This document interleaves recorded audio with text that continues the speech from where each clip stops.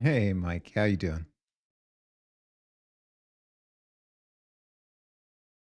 I just got shouted out last night while I was asleep by someone who I don't recognize. What's going on there?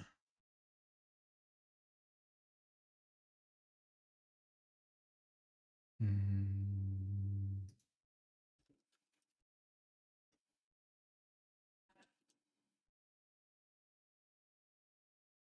Oh, game jamming person. Cool.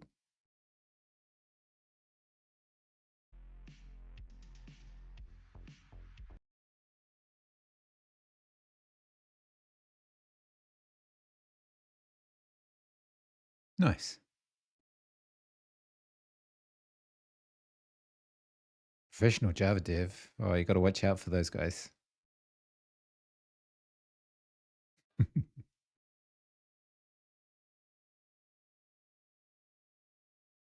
Hey, Code Void, how you doing? All right, let's get some. We got some ads floating through in a sec. Get some Discord action happening.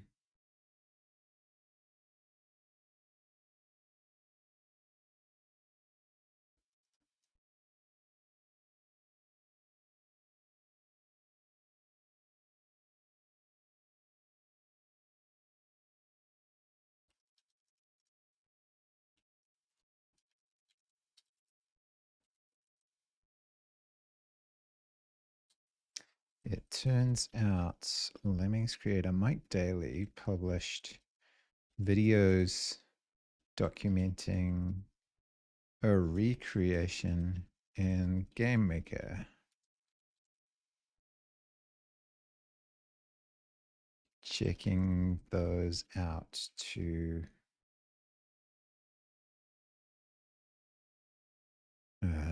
steal,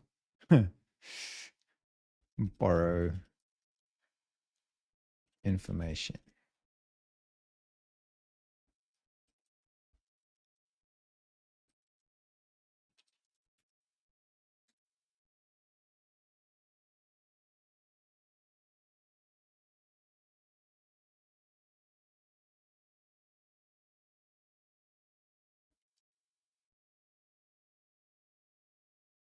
Oh, you're loving Rust. Nice. Yeah. We need more Rusty people.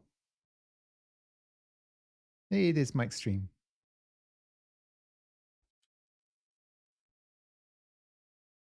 The other Mike.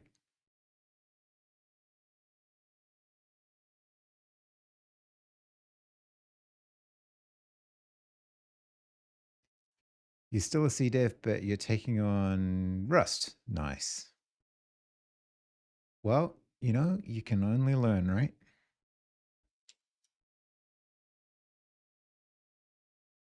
Your stream's down for a bit. Yeah, I looked because I saw you went live, but you went live at like at midnight my time. So now we need a window for Blue Sky.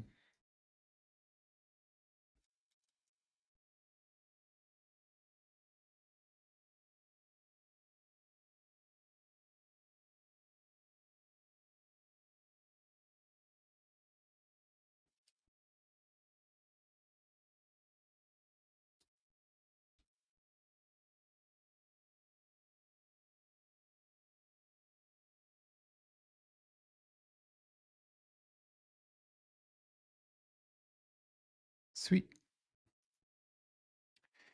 All right. Like 11 a.m. Yeah, it's really? How can it be? Oh yeah, that makes sense. It's 9 here, 9 in the morning.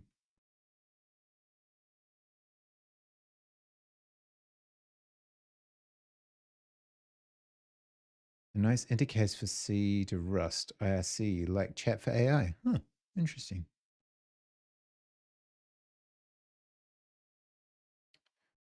Okay, so we want to queue up this thing.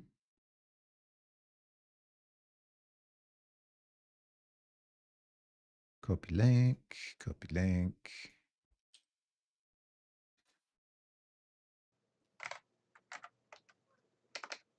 He's making lots of sounds.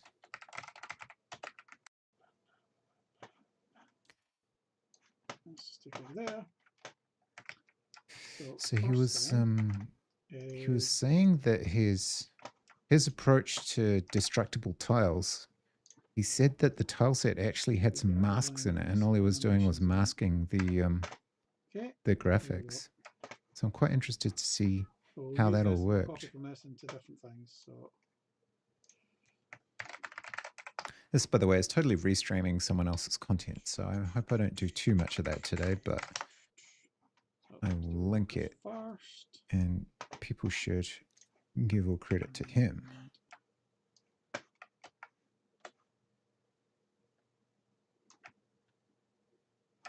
Actually, that last one is actually jumping up. If you get a few more pixels, he kind of jumps up a little bit. It's not actually part of the walk cycle. So copy these.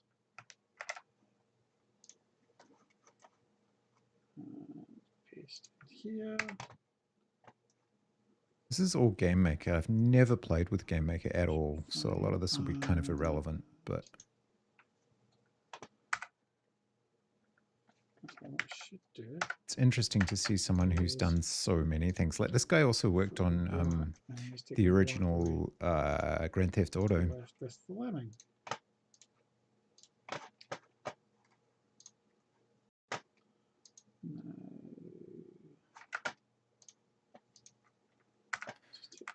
So he's just making all of those transparent. Okay.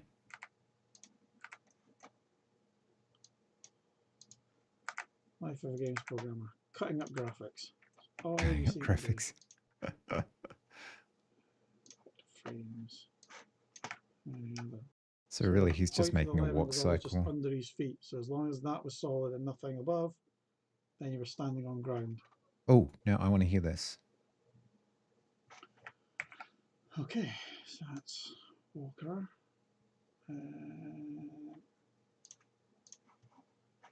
Let's just.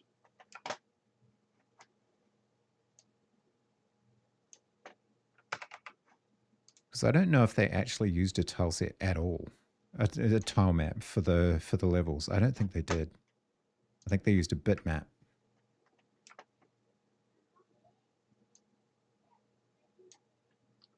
So the point for the lemming was always just under his feet. So as long as that was solid and nothing above, then you were standing on ground. Ah.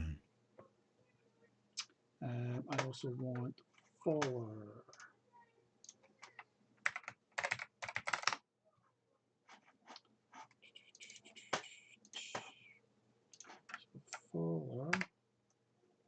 So they had they did a detection for single pixel under his feet, and if it was solid, then he wasn't falling.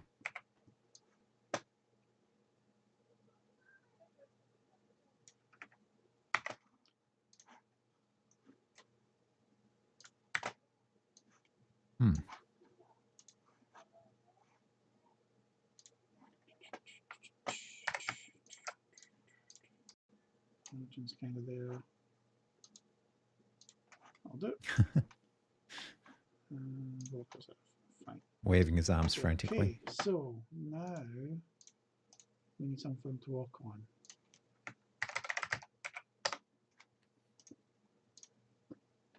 Okay. So I saw him have a bitmap for the levels. This background that I had. I think. Yeah, it was a background. Yeah, he's just dragging an image in, basically. So it's got nothing to do with tile maps in this particular case. Not actually should have got it. Hey. Hoorah. Which makes you wonder whether... Obviously, we're just going to cut out. He's just taking a screenshot of a previous game so that he's got something to work with. To those in due time. Boop. Which makes you wonder whether there's any point to having tiles, except that being able to build them that way would be nice.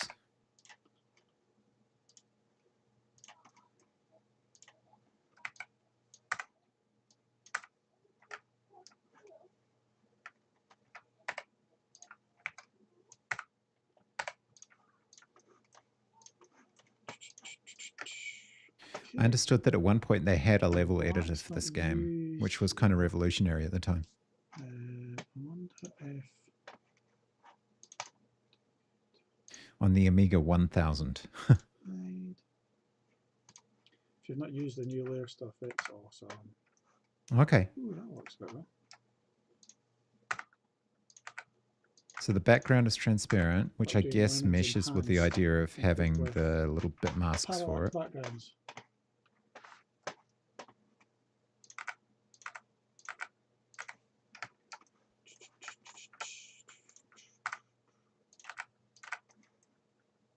Yeah. Getting rid of the black, getting rid of the black. I would like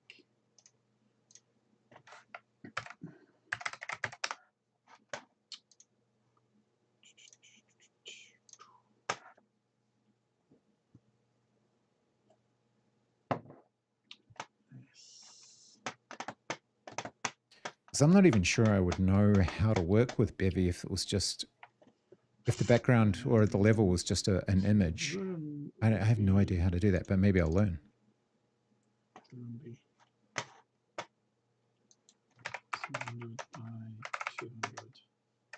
Or maybe there's an approach to doing this with tile maps that I haven't found yet in colliders, because I've already started down the road of using physics.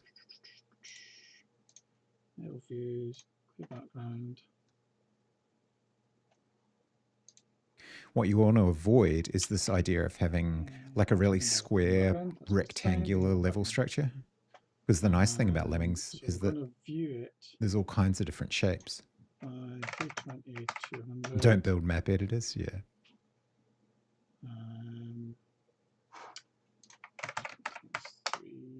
Oh, you enter. You speak from painful experience. 600. And even that one. Okay, so that gives us our kind of view area that we're going to work with. I need to add our level. Not to that one, to this one. Okay. Okay.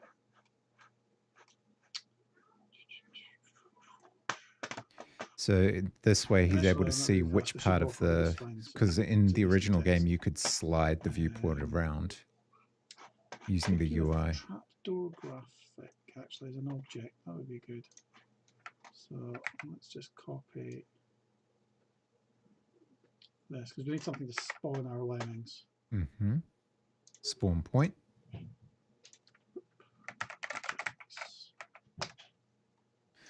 So in the game maker parlance, an object is basically just a sprite with some behaviors on it, as far as I understand it. Okay.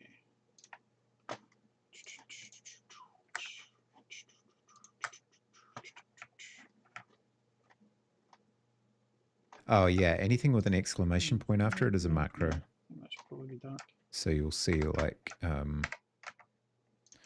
info, just don't debug, etc. It looks better like that.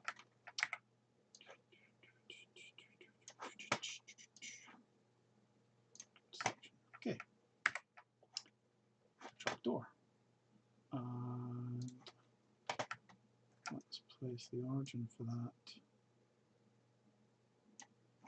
42.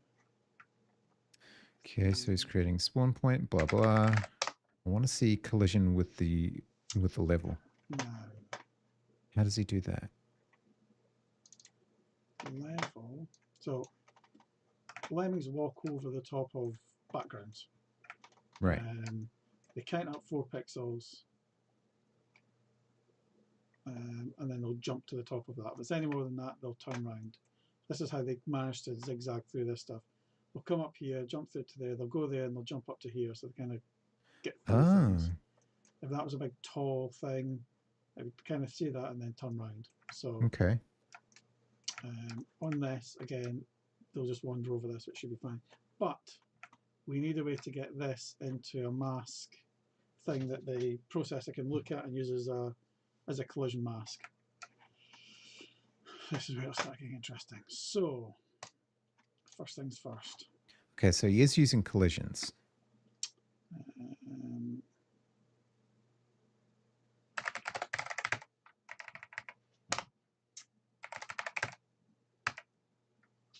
we're going to be doing a little bit of typey, so we can probably skip past that. That's going to be 60 by 160. 1600, isn't it? Level on a sprite. And draw surface. There we go.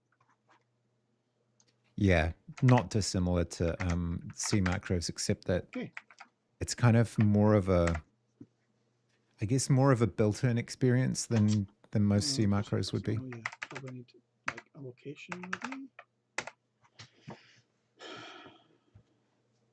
But you can certainly build your own, of course. So that should be the surface now, not the background. Not the So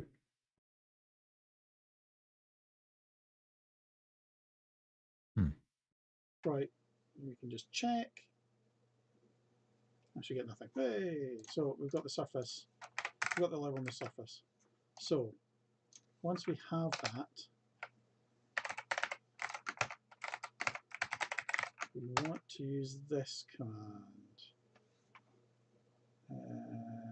which I can't remember if it's got to be pre-created surface. yeah, a lot of this is built-in game maker shit. That's the trouble. Create size 1600 to the byte array.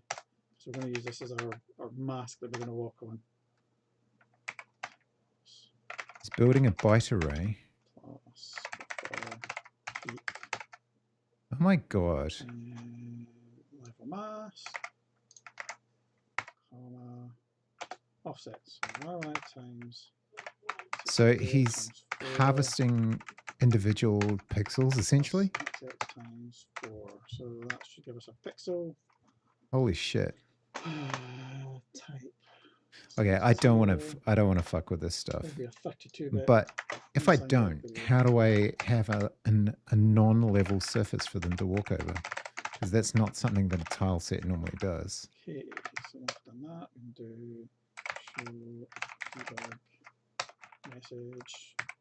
Huh. Okay. Let's see what that does.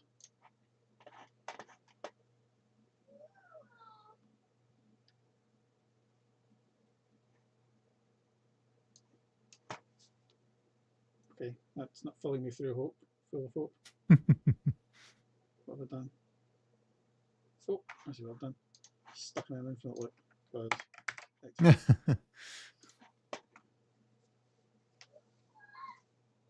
There we go.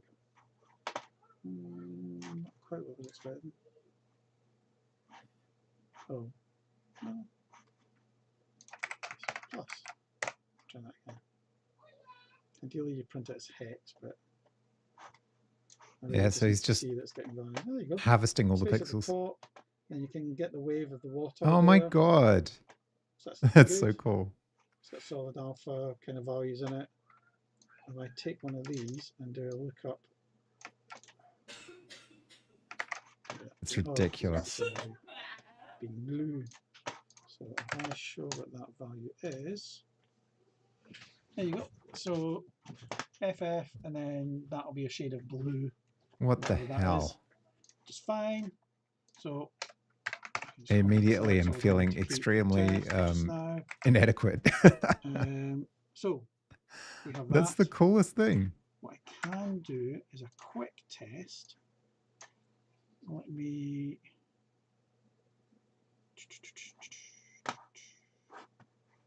just in the room change the background color to something else.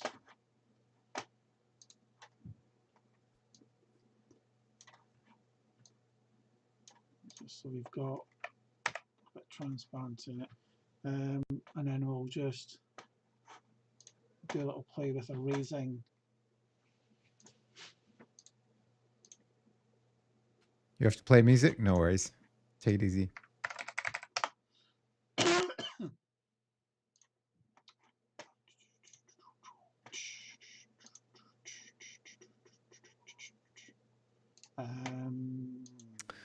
So, bit mask, huh?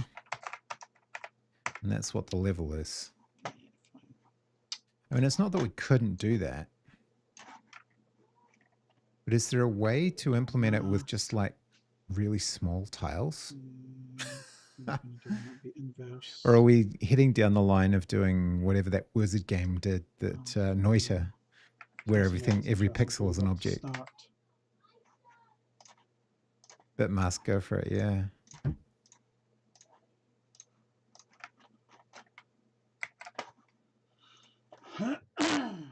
Ideally, I want to use the GPU as much as possible to do all the masking stuff. I don't really want to get into.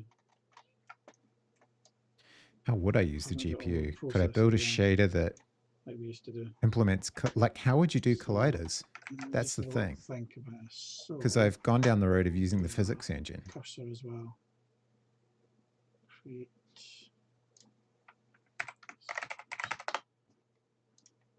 Is there such a thing as a custom collider that maps to a mask? I wonder. To look at Avian. Well. Basically, you get good. Noita, yeah. Actually, that should Noita, but lemmings. That doesn't matter.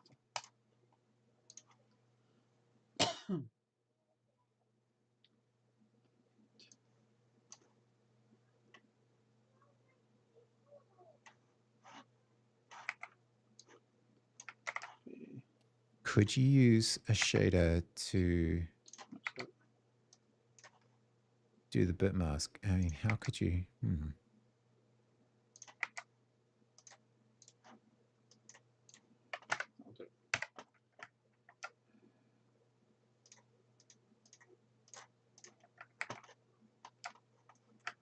Oh, this is the target for the UI. Huh. Just need a flag. Ooh, look at that. Instant removal. So that'd be like blowing something up. Pop. Okay. Now, now I actually need to see that because that's terrain destruction.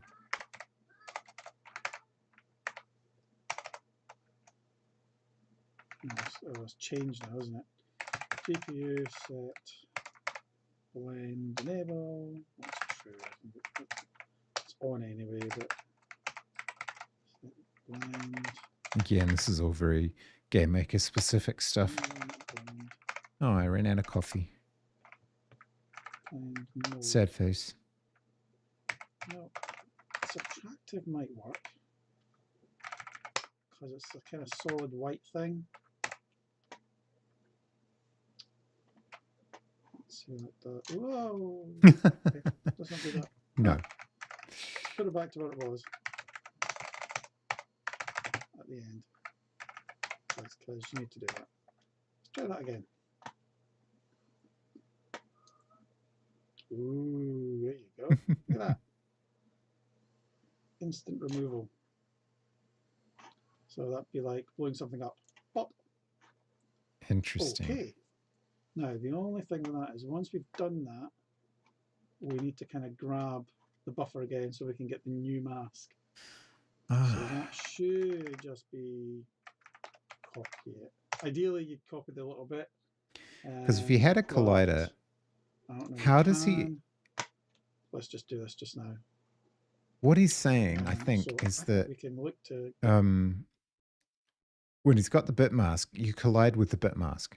And if there's nothing left in the mask, then I guess you would have to rebuild the byte array that he's got running so that you no longer collided with it. You just rebuild all of the list of pixels. Oh my God. I mean, that is the classic Lemmings experience, though. Whereas if you end up with something that's just tiles, everything's blocky, everything's rectangular and smooth, and it's not as interesting.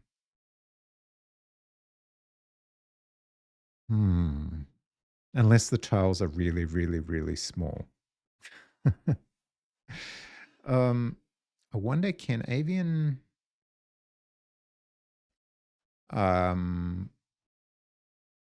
collider bit mask.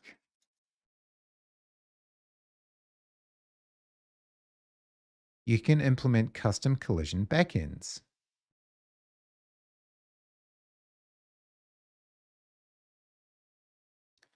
Collision layers.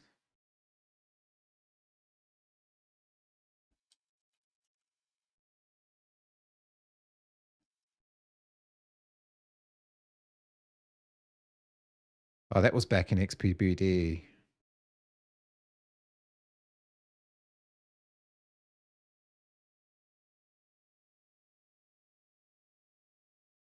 Generally surprised GameMaker can handle this.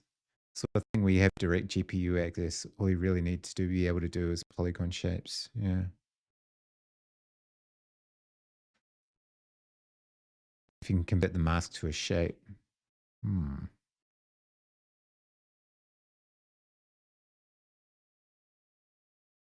GameMaker is a surprisingly capable little engine. It's the little engine that could. What is a collision layer?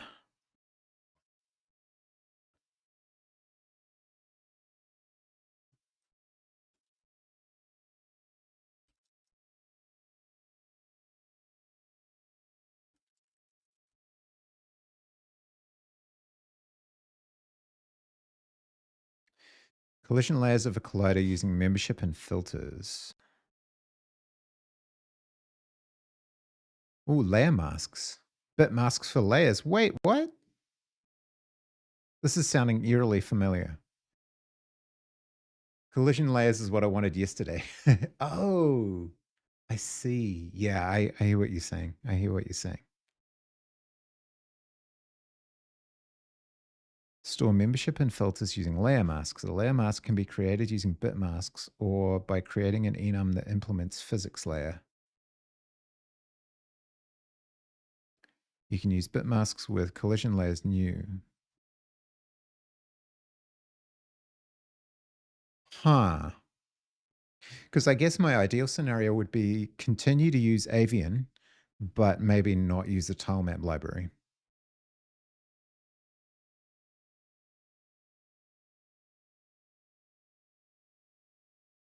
Yeah, this is totally what I wanted yesterday. You're absolutely right. In fact, this is almost exactly what I was trying to do yesterday, except I implemented it manually.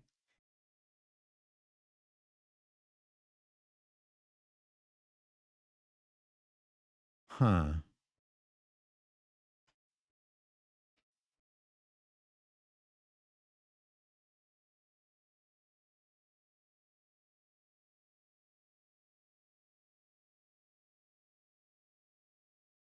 Hmm. Interesting. I wonder if there's an example anywhere of someone building colliders out of a bit mask.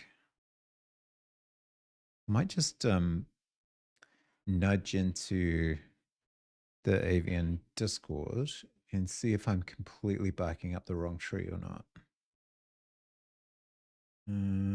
Avian physics. Yeah, here we go.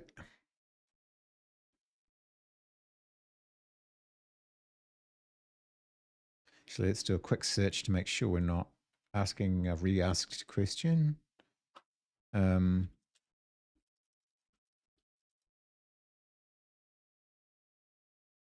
Collision masks. Wait, what?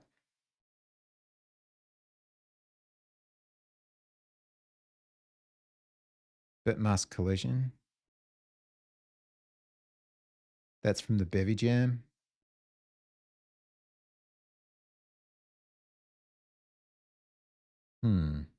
I feel like people have done this. This is probably how games used to do collision, right?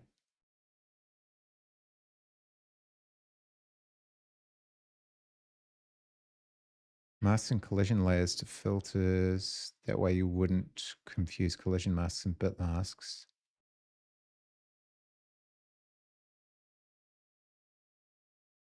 Calls layers and bits object type.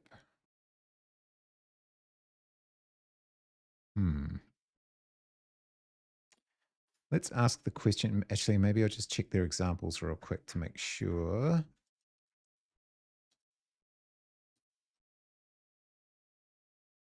You're going to get back to work anyway? Yeah, no worries. Thank you so much.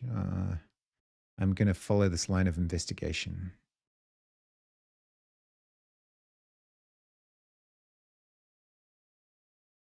Mm-hmm. Custom collider.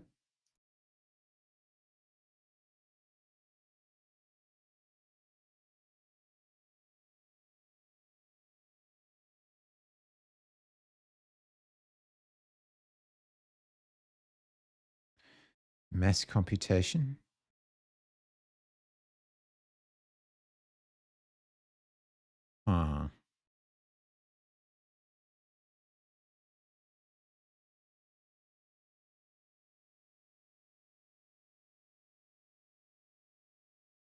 And what about the collision layers thing?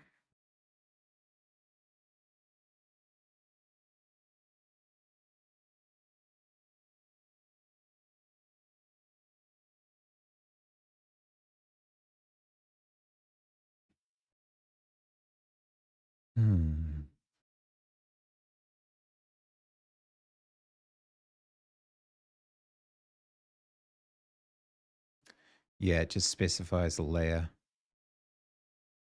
The collider is a rectangle though, so that's not helpful. But yeah, collision layers definitely need to do that. Question is, okay, so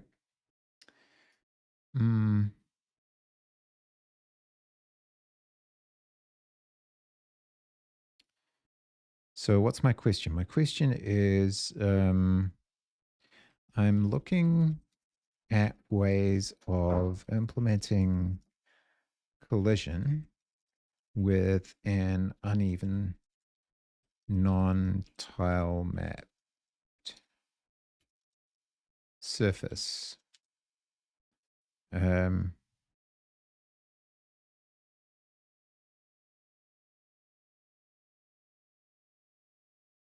2D.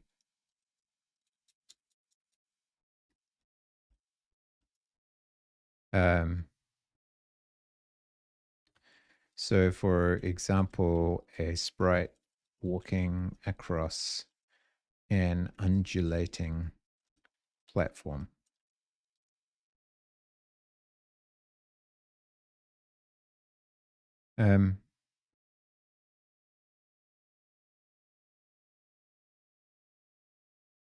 It seems that I might be able to make the platform a bit mask.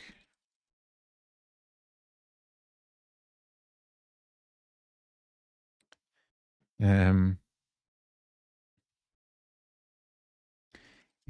I do see where using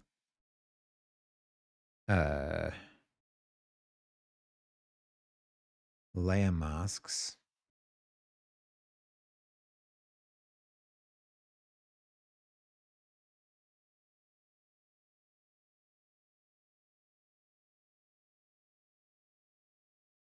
non-rectangular.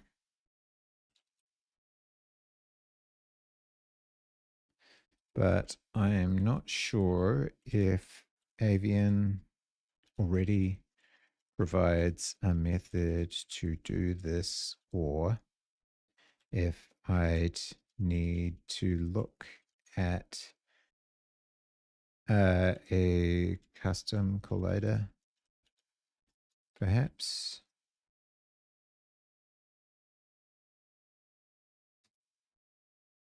Don't know if that's a good enough question, but let's see if we get a response to that. Yeah.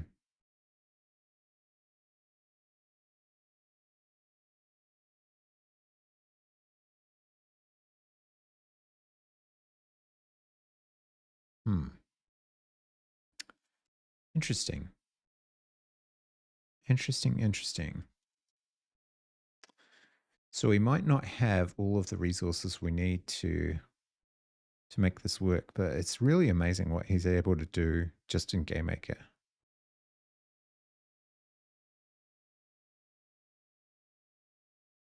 So he's subtracting bits from the bit mask using the GPU.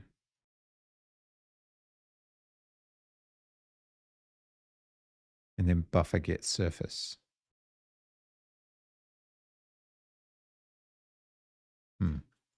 Get a lemming walk.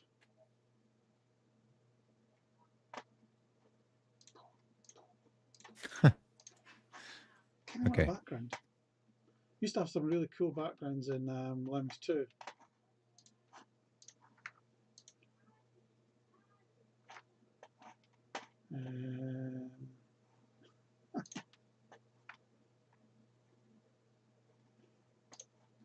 Do a team shout out. Yeah, okay, I'm going to say, let's go. It's oik. Ha. Who we got? We got Lane, Irish John, Kenny, Anna Donut. Do I sub to them? I mean, do I follow them? Okay, so is he going to try and get lemmings moving next? Oh, init trapdoor. Okay, so he's spawning lemmings.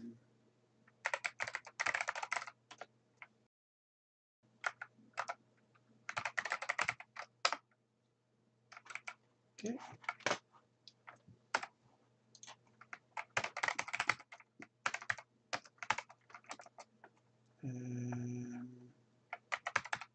So we'll spawn it at the origin point. Okay. Scan through, scan through.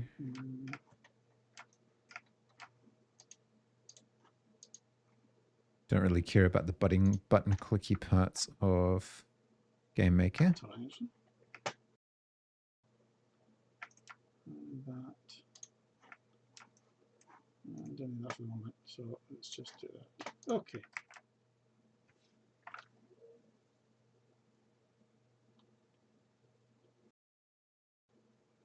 Forward. Oh. Duh. Right, dot forward. That goes for that as well, doesn't it? Okay. Okay. So it's just doing animation states, basically. Hey. And they fall all the way down. Plop, plop, plop. So no collision yet. Okay. So now it becomes interesting, because now I've got to actually do some collision checks. Yes. Yes, we do. I'm going to create check collision.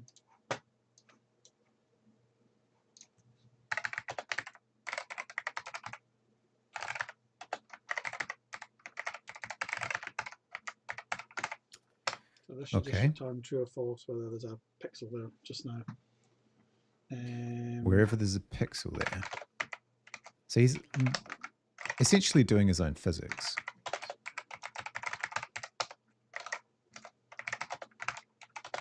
Which I kind of don't want to. Index. So I feel like I'm going to have enough to deal with without that. I really don't want the, I guess, the technical details of making the game to interfere with actually making the game. Because the goal is to get something out.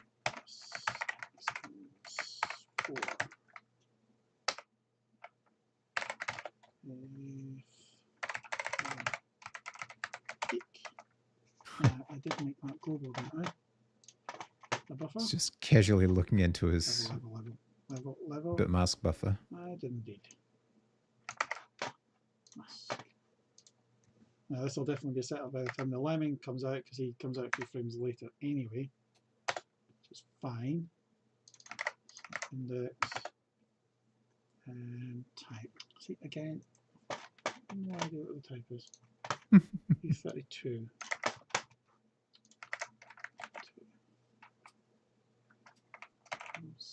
Zero.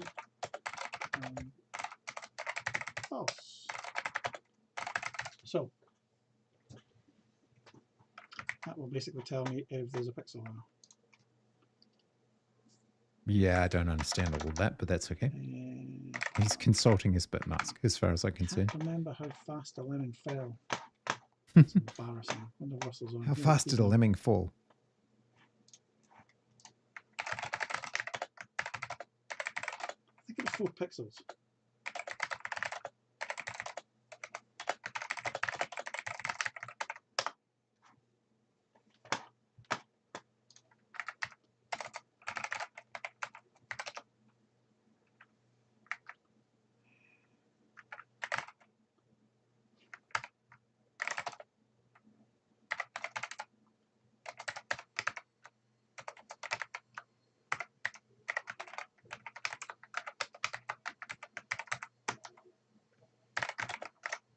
Oops. So I want to do check. So he's checking every... Because his lemming's falling at 4 pixels a frame, I guess? Huh. I'm assuming this is in the docs. Let me just check. Okay, I'm going to skip ahead a little bit. What is... What? Oh, hang on. This is gold. Paste that into the window because it's funny. This is the original assembler. So he just sent me this on Skype. Ah! Oh my god. The original source. God damn. That's just 3 pixels from that code. So there you go. Yes, we still have all the old codes from those days. Damn. In a folder that we know of. Well, in a folder. Oh, that's handy.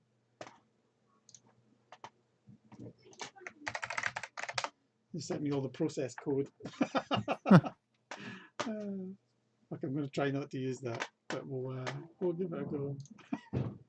Oh, that's awesome. Hang on, I want to go back to that. That's 68,000 assembler.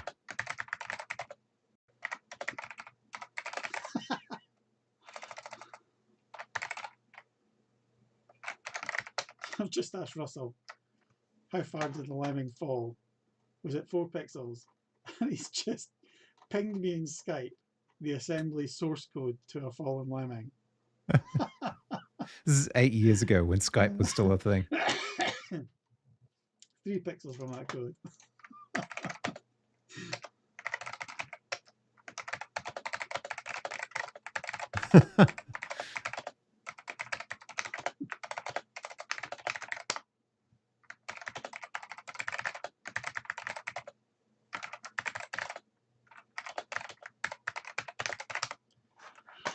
Okay, 3 pixels.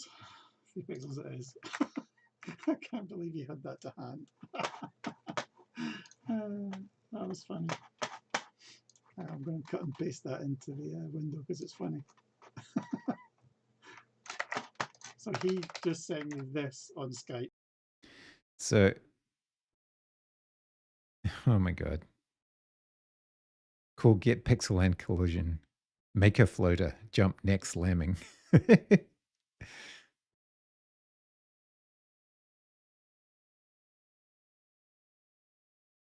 Comp BP maximum Y.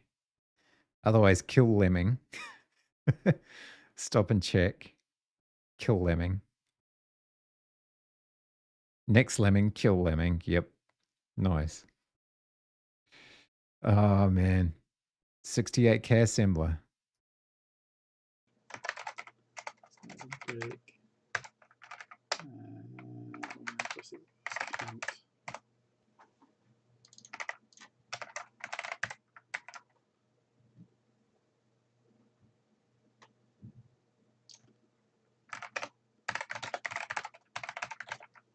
So it is falling, and then all of a sudden I'm going to change the state to be, oh for goodness sake.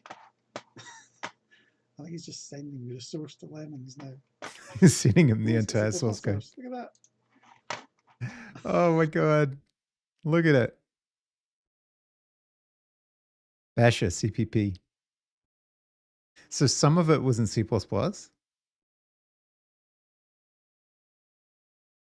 What?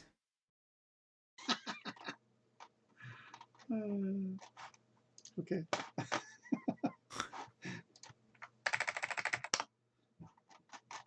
Oh, for goodness sake.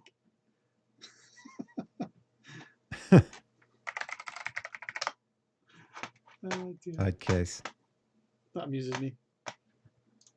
Okay, so state. He's got an code, old arcade machine in the background too. and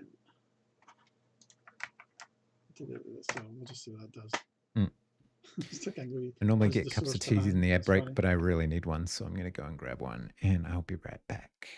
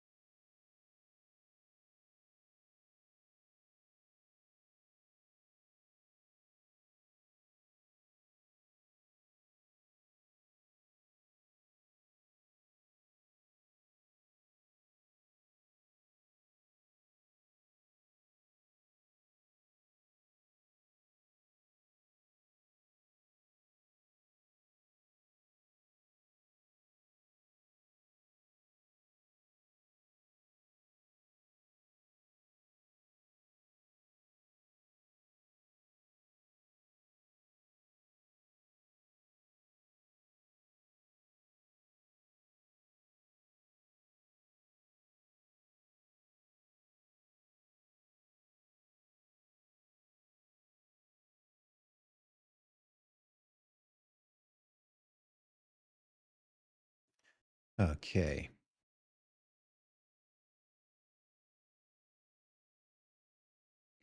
Did Mike go back to streaming? Is he live right now?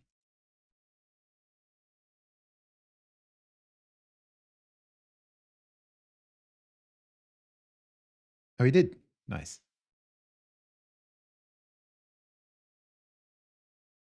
Sweet.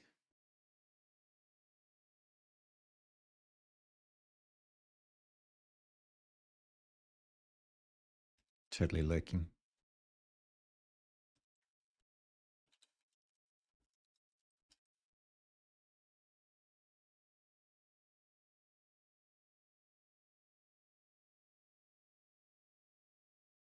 Okay. Now, so we're trying to figure out what he's doing with collision. Oh, yeah. X and Y. Right. So he's just sending coordinates. Oops, still one. Which I don't know if this scales Ooh, terribly that well with fallen resolution. land. They're Just get a colliding. bot one. God. He's so fast. It's actually kind of intimidating. No, it was X86, not 68K. Oh. It wasn't 68K.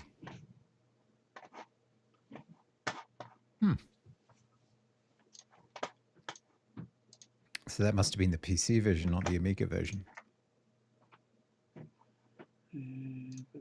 So was he streaming now, this? Does Mike Dailly have a Twitch? I need to do the walker. So walkers. It's got an X. Hang on a sec. So I'm just going to bookmark this. So you see the bookmarks and stick them down. I'm not seeing a Twitch. Wherever I am, I can kind of jump back quickly.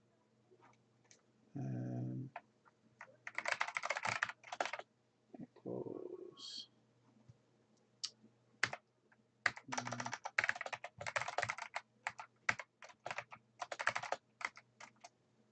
For right. Oh, someone responded to my physics question. Maybe a height field. Wait, who is L? Ways of implementing collisions. Maybe a height fields. Okay, let's look at height fields. A 2D height field is a segment along the x-axis subdivided at regular intervals. Huh. Heights is a list indicating the altitude of each subdivision point, and scale controls the scaling factor along each axis. What? So, okay, so if we've got a shape that's undulating, then the height field is just measuring points along that.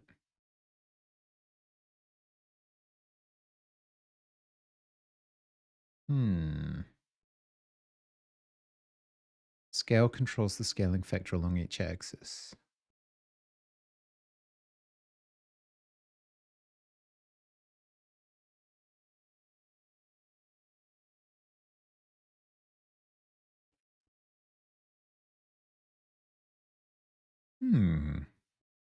Interesting. I wonder if that would work though if like how would you do it for complex shapes?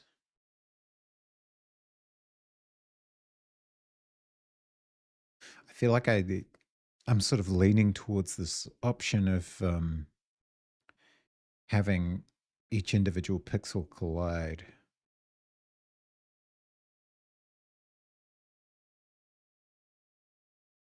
I'm watching the original creator of Lemmings, Mike Dailly, do this, and they were basically translating each individual pixel in the mask into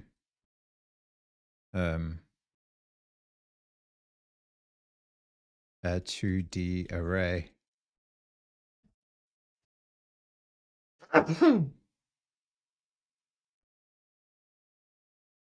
Excuse me.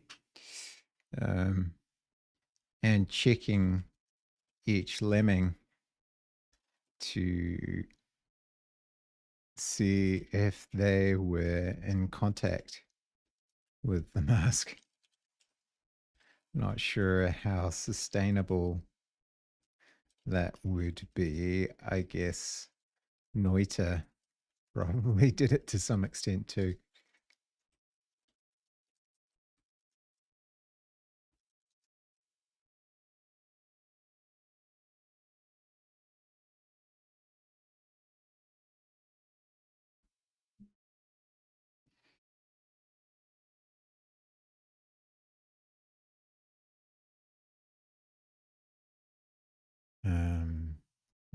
Yeah, I don't know. I just don't know. We're going to have to solve the problem.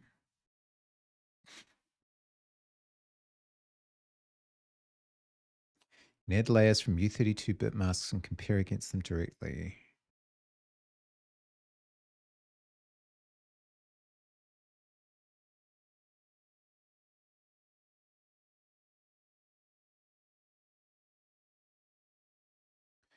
I know we have layer mask in avian, but I'm thinking that's not quite the same thing.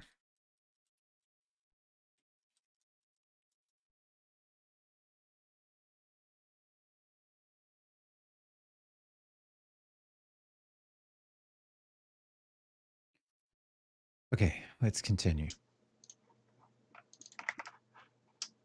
And then I can bookmark this as well. And now I can just jump back and forward. So even if it's way up here, wherever, if I'm over here and I click my bookmarks, it takes me straight there. You should look at bookmarks, they are awesome. I should show this to Wardstone. This is some epic level stuff for Game Maker. And this was Game Maker 8 years ago.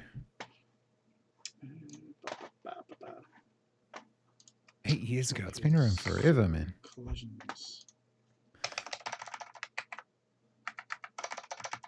Don't actually need curly brackets here, to be said. It's just a habit. He sure likes his indentation. So we want to. You actually do move into the block. I seem to remember.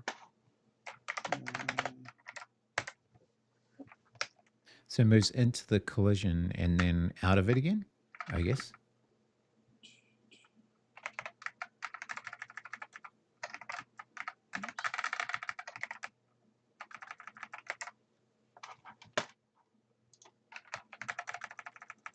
So what we're going to do is we're going to check up the way first to see if we have to jump up. If I want to check down the way first. +4 minus. I can just do that actually. So we can start off at 4 and keep going to its less than 0 and also -4. What? What the hell?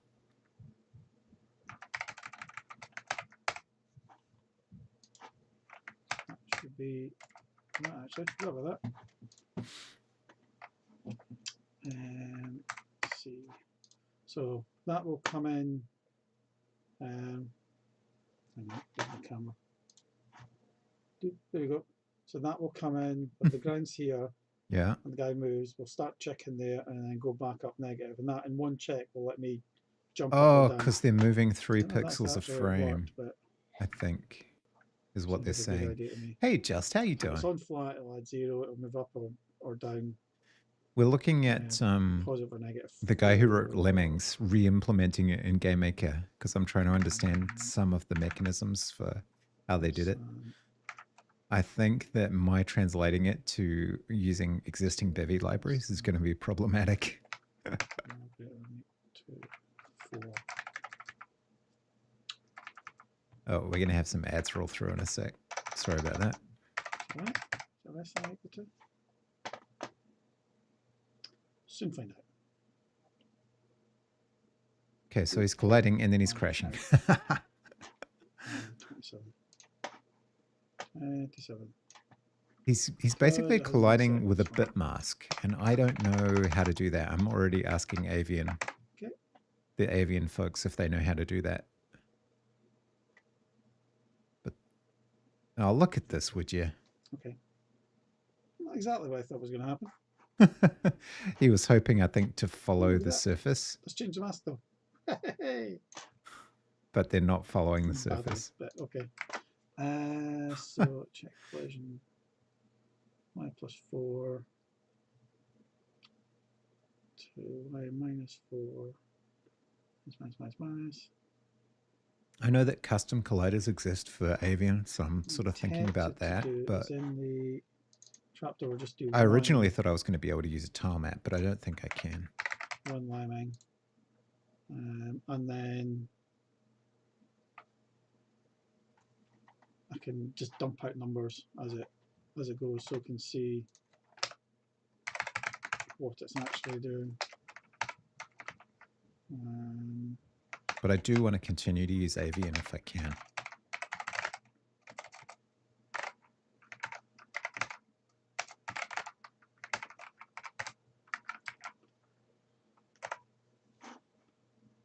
I really don't want to have to do physics from scratch. Nope. It's all 0. Okay.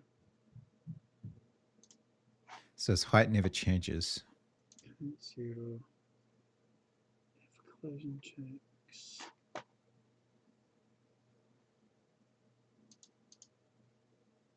So 0, it's false. Yeah, so it's true. You just break out the loop.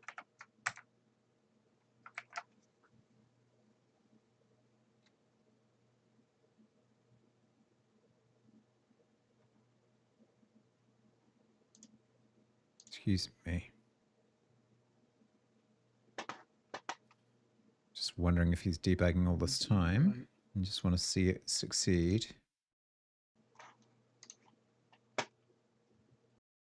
Should be. I don't see anything. No, there's still 0. I don't see anything. It's not.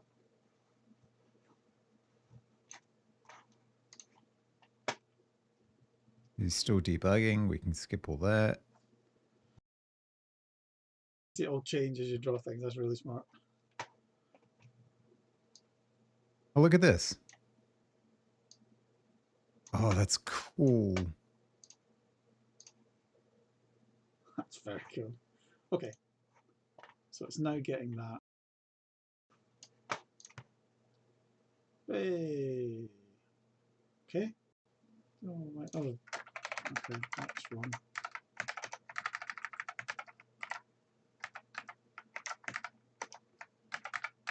He's just so fast. It's ridiculous. Oh, so that's interesting. That just looks totally wrong.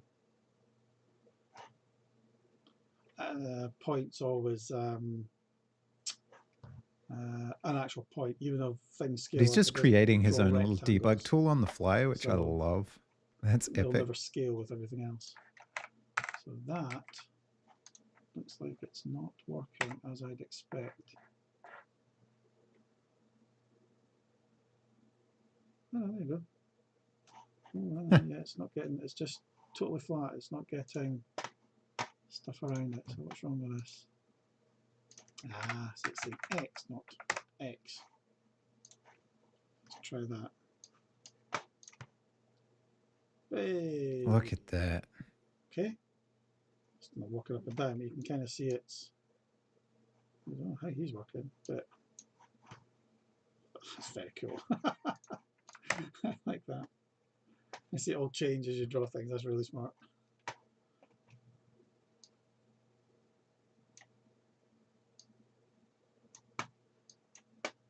But it's not following. That's very cool. Okay.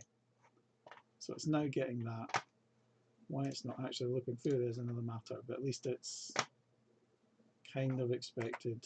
Should be in the middle where the lemming is. So he's trying to change the height based on the surrounding terrain, I guess. Probably about right. As it comes over here, that should fill up. Yeah, there you go. Cool. Okay, so this part must just be wrong. So it's maybe this. Actually, I could just do -4. That's less than 4, and then go up one. Do exactly the same. Ship it. Sound like Stuart Pool. He's below the surface now. What I thought was going to happen either.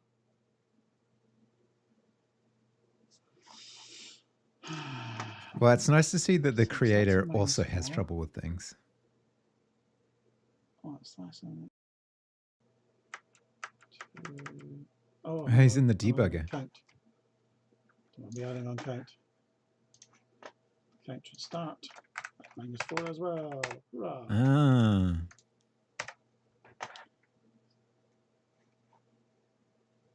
Hey, look at that. Look at that. His feet do actually enter the surface, but you never really see it. That's so cool. So, just need the walking animation now. What I might do is just do a set state. Create set state.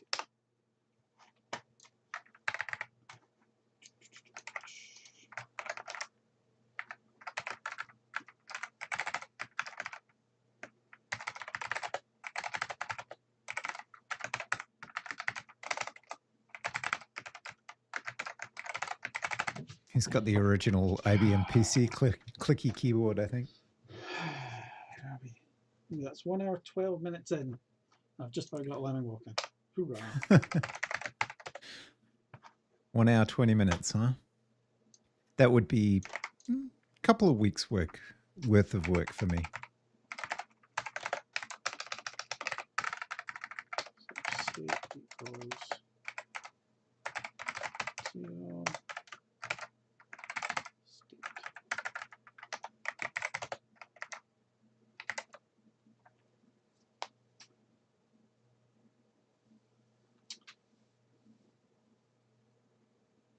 Let's just skip forward a little bit here.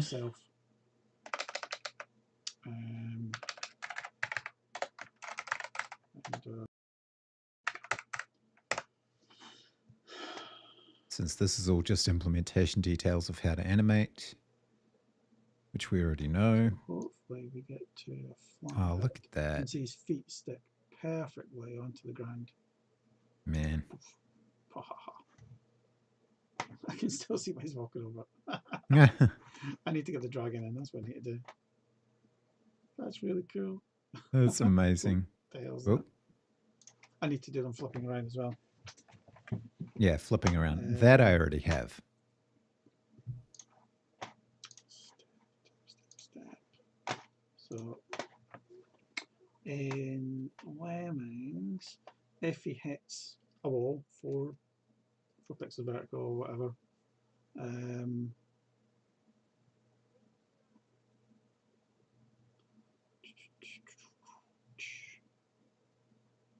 I might have to do that in 2 bits actually, minus, because that would be a wall in front of you. Then the lower pixels wouldn't matter, but you might still be finding space. Oh, I'm just checking zeros. So if there's anything, that'd be the other problem. Because it could be a few pixels up there, and tiny little gap, and lemmings would walk through that. So actually, you have to check up and then check down. Because if you have a surface, hang on.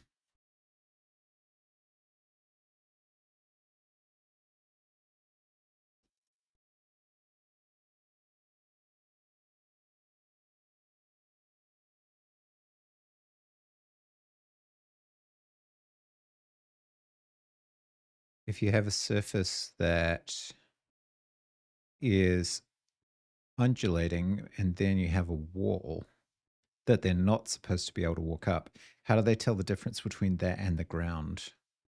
Like they're colliding all the way along, and then they get to here. How do they know? Lemming. That looks way too much like a penis for my liking. Lemming. Anyway, how do they know they're in contact with the ground? So they're colliding this way and they're moving along it. How do they know to turn around and go the other way? Is it when their velocity is slowed to, say, 0 because they're in collision with this, then they turn around? So their velocity changes because they can't progress any further this way, so they just turn around and go the other way?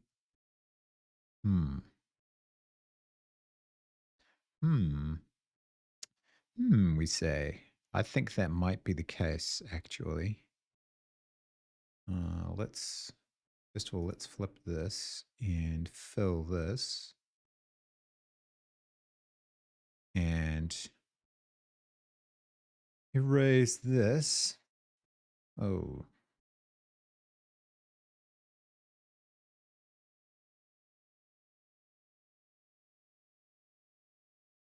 Yeah, so that might be the way that we end up implementing it, would be just to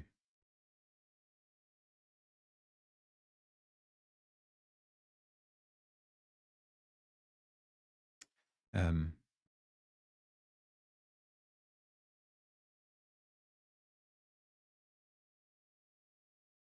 just to have our uneven surface, and when they can't progress anymore because of this, then they turn around.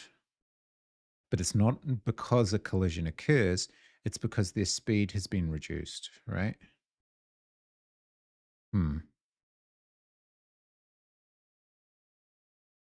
But how do you detect that? Because I was setting their speed.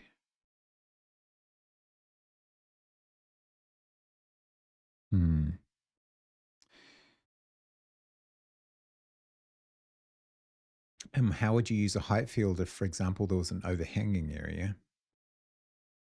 You would have the height field would divide these up into chunks,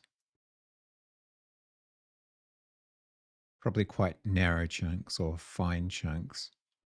And then each one would determine how the collision of the creature walking over it.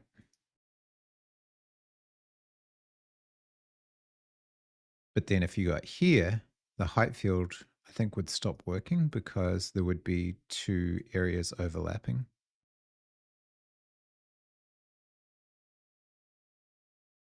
So how would you determine that? I don't think you could.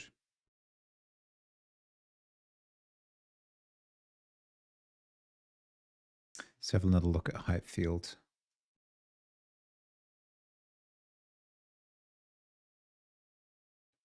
Segment along the x-axis subdivided at regular intervals. Creates a collider with a convex polygon shape obtained after computing the convex hull.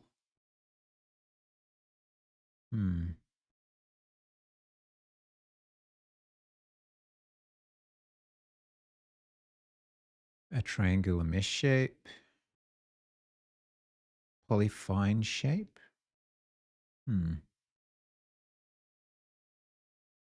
Segment. Capsule. Ellipse, circle, compound. A vector of colliders. No, that's not what we want. Intersects ray. Oh.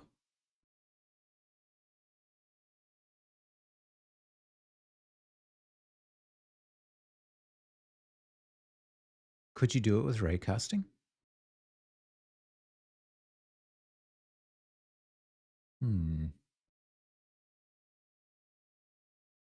Or contains point.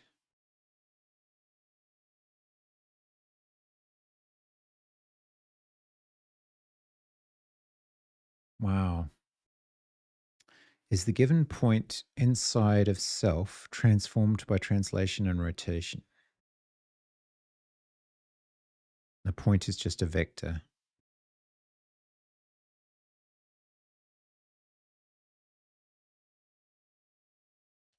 Wonder if I could implement something with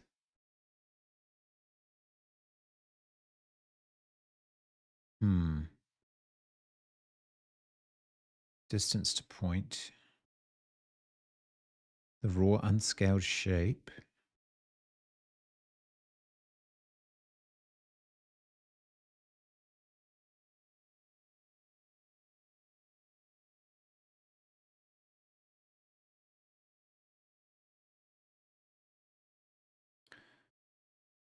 Height fields.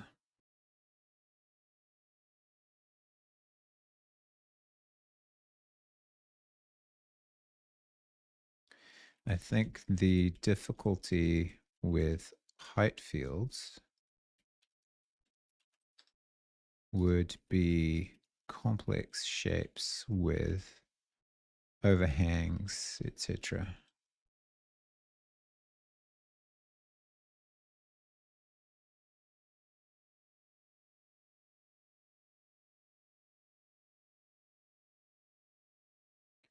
Wonder if anyone else has done this. I'm going to go to the AI to see if they've got any record of this kind of thing. Example, avian. Actually, it might need to be XPPD because I only changed names recently. Collider based on a bitmap, bitmask, i.e. an image imported to act as a complex collider shape.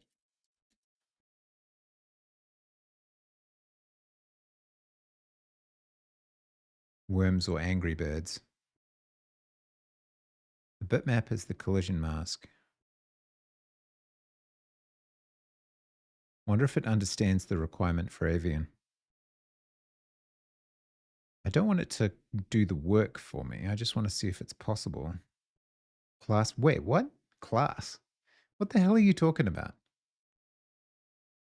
Rust and avian, which you may know as Bevy XPBD.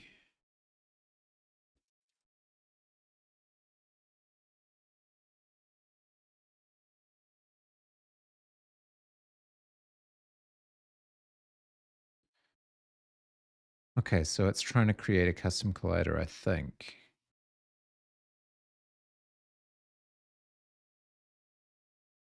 So it's certainly possible. I'm not going to use its solution. I don't even know if its solution is approaching correctness. For example, check point collision.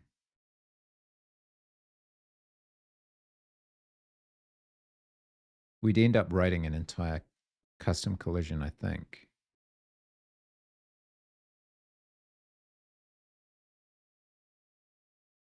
Bitmap collider and give it the reference to the collision image. I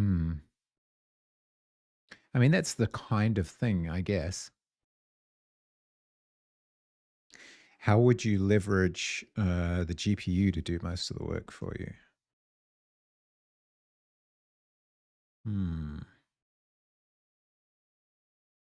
Let's look at its explanation.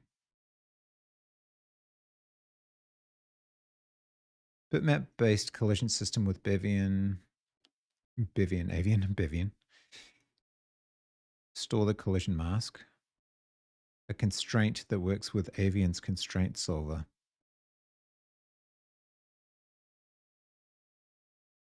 Support for destructible terrain via modify mask. Okay, so let's look at what it did.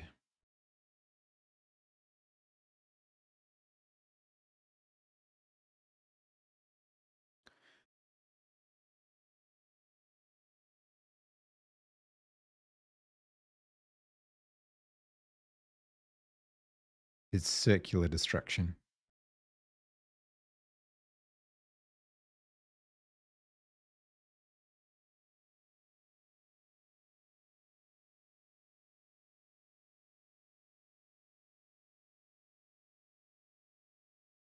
Hey, Matt Birdsquist, how you doing? Happy New Year to you too. I hope that your break has been good. If you've had a break, which I hope that you have. Yeah, so I mean the concept is there, right? You take in a bitmap, you store it. What is 128?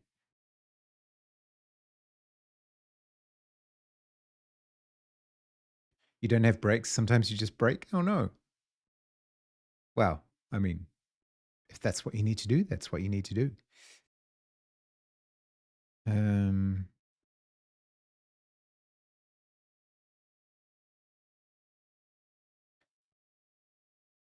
Threshold is what it is.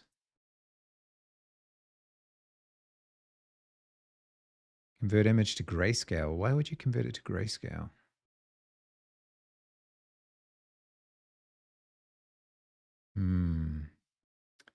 Many questions, not too many answers. I wonder if anyone has done it before. Bevy collision bitmap.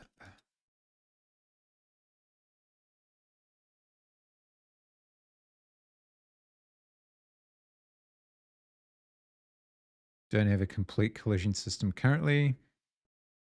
How old is this answer? 2021.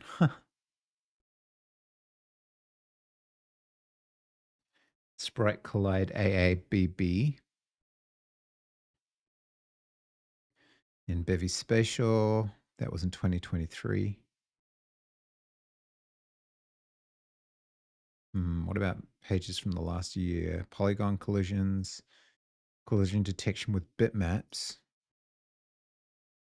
That's Android.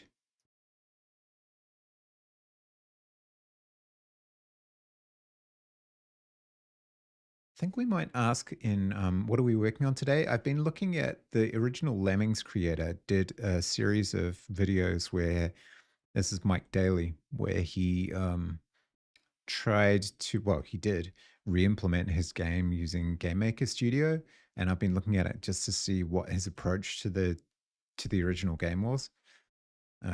It's actually kind of interesting because he breaks down how he made the lemmings burrow through terrain and collide with the terrain and so on. So he's just he's re-implementing the whole thing in Hey, there you go.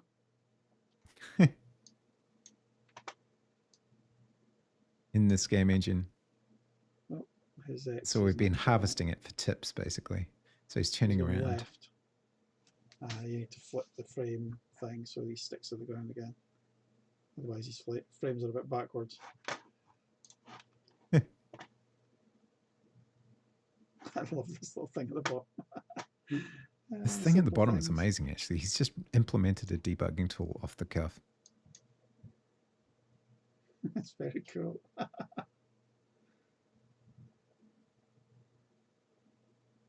So he's done it so that when you can't go any further. So if check collision break count, maybe more than one collision? No.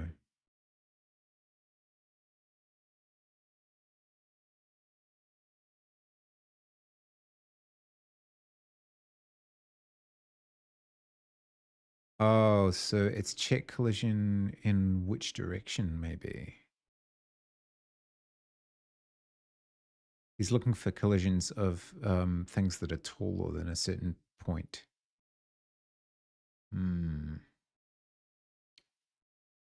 Okay, I'm going to go to Discord and just ask if any prior art might exist. Does anyone know of prior art for Bevy games implementing collision of sprites with imported bit masks, e.g. from a PNG background file?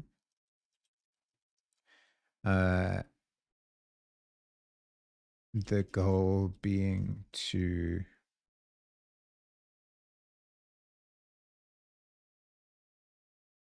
have sprites moving across arbitrary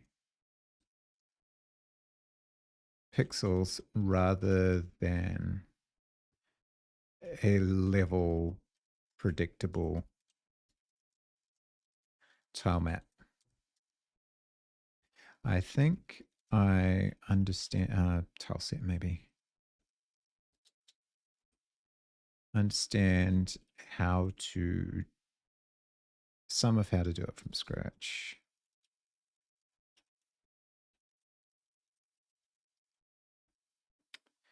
But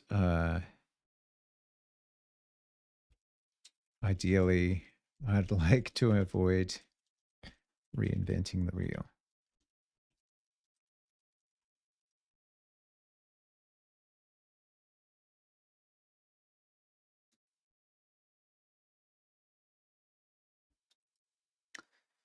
Okay.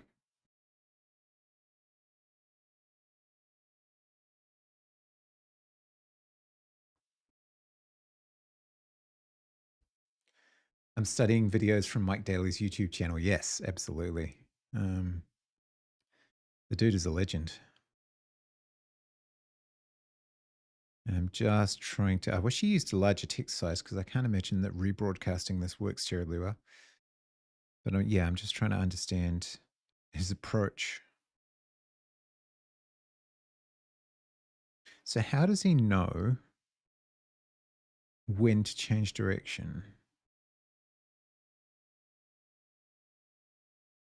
Might still be finding space. Oh, I'm just checking zeros. So if there's anything, no, that doesn't work because there could be a few pixels up there, and tiny little gap, and lemmings would walk through that. So actually, you have to check up and then check down. Someone also sent me the code to Right. this. So he's checking height, basically. Well, I'm going to do it from memory. This will do for the moment, but I'll get back to it. He's got one of his colleagues sending him old examples of lemming source code on Skype, which I find very funny.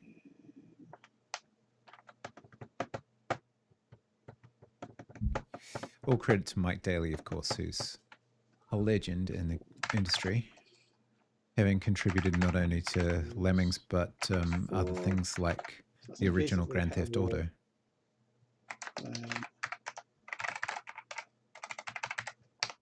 Turn around.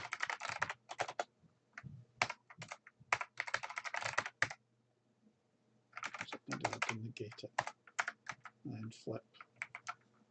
I'm doing that at the moment based on collisions, but we might not be able to do that quite so easily. Oh, he's going to fall. Okay. Okay, that didn't work.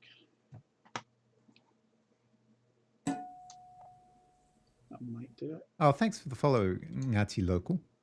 Hey, there you go.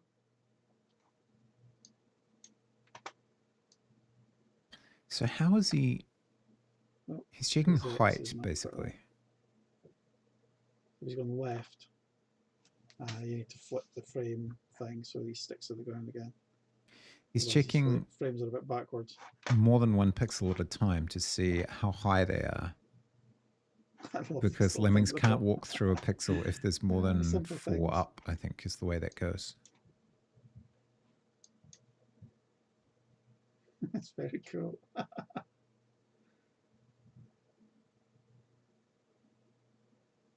This little debug thing he's written is amazing. I love it. You're watching for a little while. You're liking everything you see. Thank you. I appreciate that. Let's undo that. By your username, I'm thinking you're probably a Kiwi too. Let's put the scrolling in because the scrolling's a bit. I can't see the whole level, so I kind of want to be able to. Yes, sir.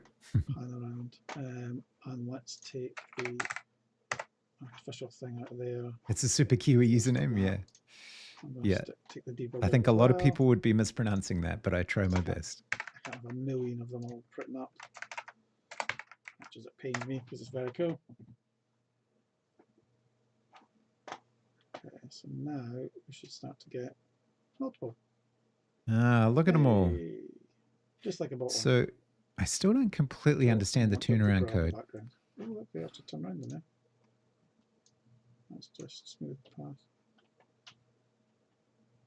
But I think it's based on the number of vertical pixels that it's got in front of it. So it's basically doing collisions by pixel, which is really detailed.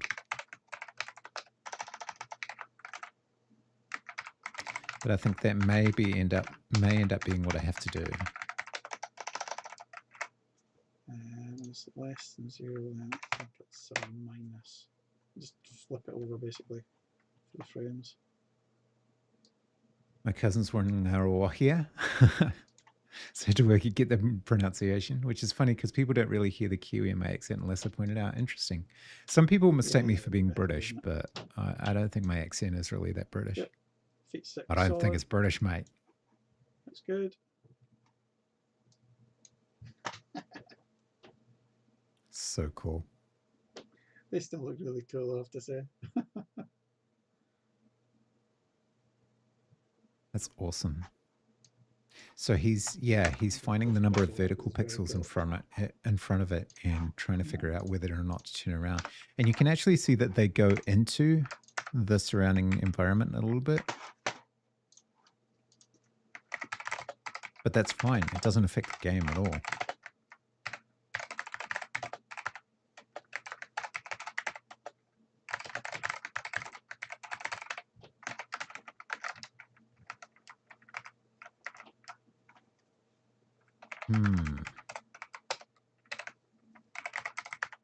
It's not quite screenshot. And it's got the lemmings count rendering. I just noticed that. So what do I do? Because I've got to make a decision about how to do the rendering. Do I... Because I can't do it the way Game Maker does it. Do I create a giant array of the bit mask and render it and then have even after all these years? I know it's still such a satisfying game, but do I render it and then check each individual pixel to see if it collides or not? 1 hour 26 I think for my requirements I'm probably going to have some kind of custom collide. Lemmings walking about. That's pretty cool. That took us ages, weeks before. Weeks of work originally, but now he's got it in 2 hours, yeah, or hour and a half. That's the problem with this kind of stuff. It's whoa, what the hell has happened there? I have a very large head. You've just been memories of this game. Some of them get a pickaxe. They absolutely do. So you can dig down. Let me find the playthrough. You can dig straight down, but you can also dig down on an angle. You can bash through. Oh, that's a little loud. Sorry. You can build bridges. You can have blockers. All of these actions down the bottom, basically. Digging straight down. Blocking, blocking, blocking. I mean, having to implement things like the acid could take quite a while. And figuring out how to have a collider against something that's moving, like that. I'm not re-implementing their game from scratch. I'm doing my own take on it, but I need to understand the basics. I love Lemmings so much, though. It's such a great game. I don't know if I ever actually finished the original. But what I want to understand is how do I apply this to Bevy? Because Bevy is not Game Maker, for sure. So there's such a thing as writing a custom collision layer, a custom collider for Avian, because I would love it if I could still use Avian for things like falling and moving and being able to just do normal shit with the sprites. But in order to do that, I can't probably use a tile map unless I want everything to be square, right? Like, I want to be able to do undulating surfaces and burrow through those surfaces, rather than have everything be mechanical and blocky and shaped like this. You know, I mean, it's just not as fun. It's not as interesting. You could burrow through this and have it like gradually disappear somehow. And I thought that was going to be difficult. But now I'm really looking at it and thinking, okay, how do I do this mechanic where they walk on uneven surfaces? And I think that solving that is probably the biggest challenge. Like, I think getting that right will unlock the rest of the game, because then you'll be able to implement things like terrain destruction down and terrain destruction vertically and terrain destruction horizontally, just by removing pixels. And then you're still colliding with the pixels, right? So it's not that big a problem. But figuring out how to collide with this is where I'm kind of trying to make the right decision, because I don't want to get stuck in a hole, so to speak. Hmm.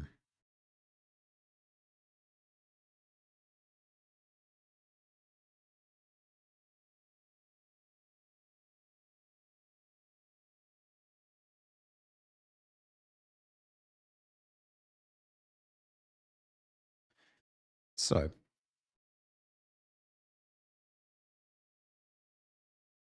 go back to where you were. Go back to where you were. I'm shit at controlling GIMP.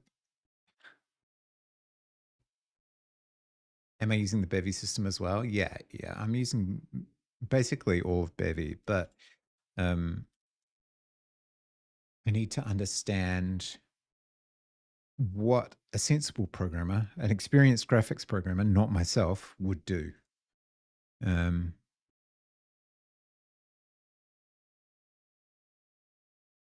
So yeah, I'm asking questions in Bevy, like this one.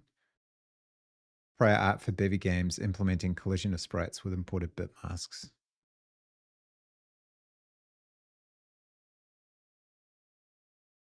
When I talked to Claude about how an AI would do it in terms of, is it possible to create a bitmask collider? And its answer was convoluted, but I think it probably is. I mean, you can do anything you want to, right? It's just a question of how complicated it is and whether it's efficient. So, advanced usage. Internally, Collider uses the shapes provided by Parry. So let's look up Parry and see what else is going on here.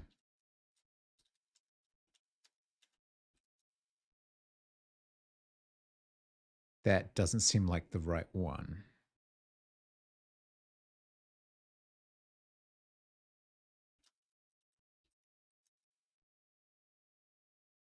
Barry. Fork of Parry. Oh, okay. Interesting. So John Dolph rewrote it, basically.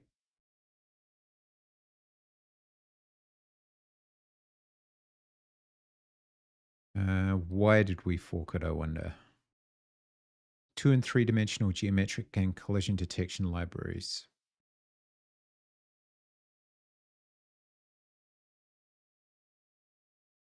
DimForge.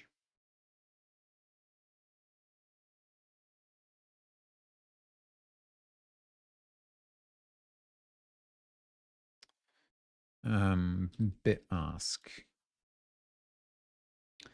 Okay, let's look for Rust bitmap collision.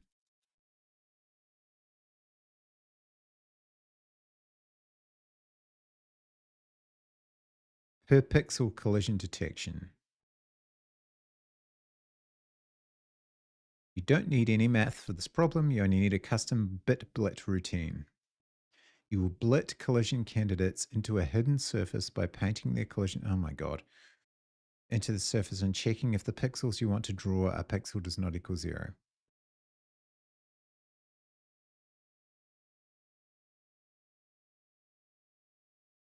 Pixel perfect collision detection. Finding collisions between collision objects that are represented as images. The spatial method stands in contrast to more geometric methods. This is kind of the problem, where polygons and other geometric shapes are used to represent the collision objects. For 2D, it can be image-based, which is kind of where I was headed. Simple geometric shapes, complex geometric shapes. Image-based collision detection is precise and easy to use and understand. Image-based collision detection means that whenever the sprites on the screen overlap, they also overlap in the collision detection system. They're useful for games when deformable collision objects are needed, such as for destructible terrain, seen in games such as Worms 2D.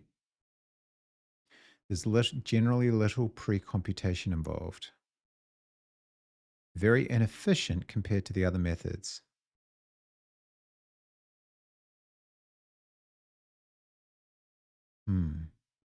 It's generally seen as a bad solution because it is frequently inefficient. Since it's so flexible, precise, and easy to use, I implemented a library, Poxel automatically pre-computed convex hulls. Who is this person? Poxel.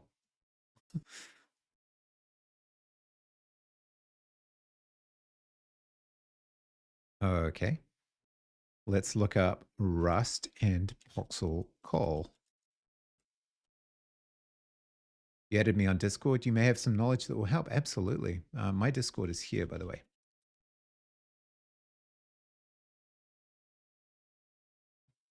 I will take all the help I can get.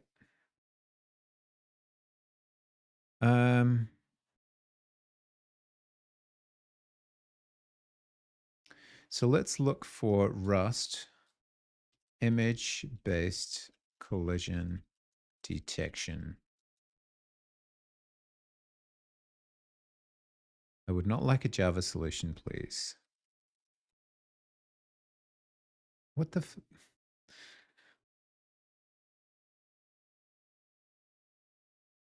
Pixel perfect object-based collision detection in Game Maker.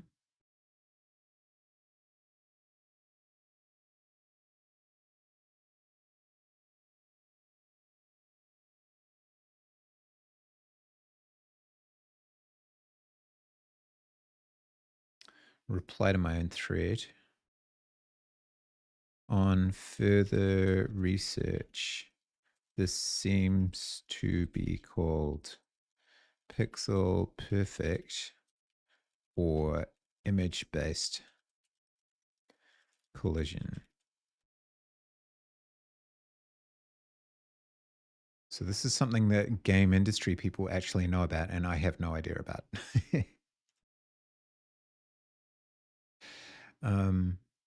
Okay.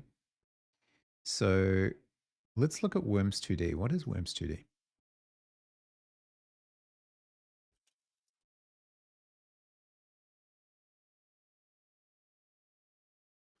Oh.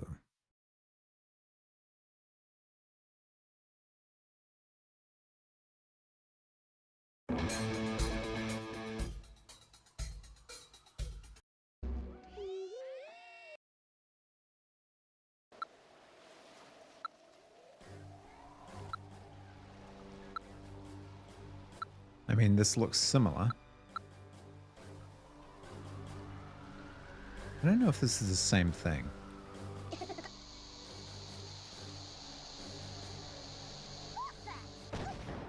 But yeah, destructible terrain, 2D.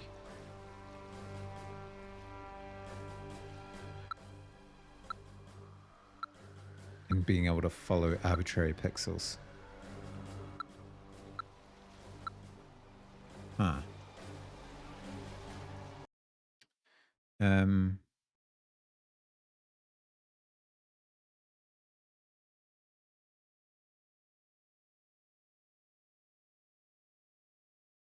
Voxel call was last changed 13 years ago.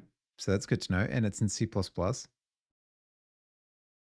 So not kind of what I was looking for. Image-based collision detection. All of GitHub search. 15 repositories. Ray trace collision. I mean, the other thing is raycasting, but I don't know that that necessarily helps if you're still working with images, right? Oh, languages. More languages. Rust.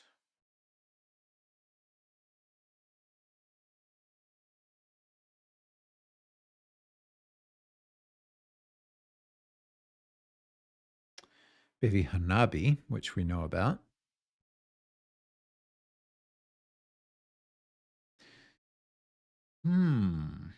So Barry, which is this is collision detection, but for polygons, right? Geometric and collision detection using GLAM math types. I think I really need an answer from John Dolph to say, yes, we can do this, and here's how you might approach it, or no, we definitely can't do this yet. Provide a GLAM-based alternative to Perry. Collision detection library with great Bevy interoperability. Use Bevy's geometric primitive for collider shapes. Use Bevy's bounding volumes and ray types. Bevy's thread pool instead of rayon. Get a better understanding of the details of collision detection, yeah.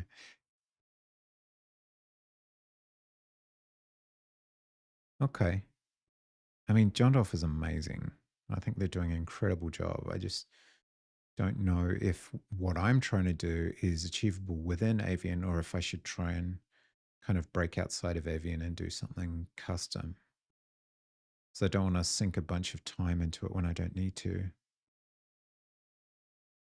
Having just watched Mike Dailly do it in an hour and a half in GameMaker, which is really impressive. Okay, so let's continue watching this, since we have a bunch of unanswered questions right now, and see where he gets to. Decide. Oh, he's got dragging working now. What the hell? He's moving his viewport across Not quite right. across his map. Yeah, okay, that's weird.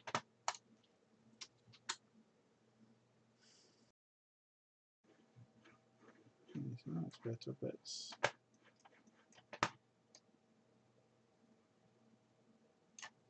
So there.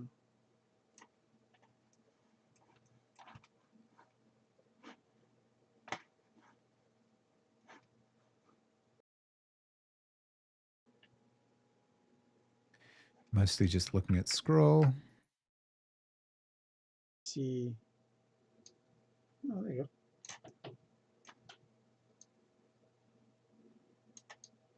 Oh, no, it's not offsetting, is it? Where's it? Oh, it's way over there. Okay. It's falling through the world.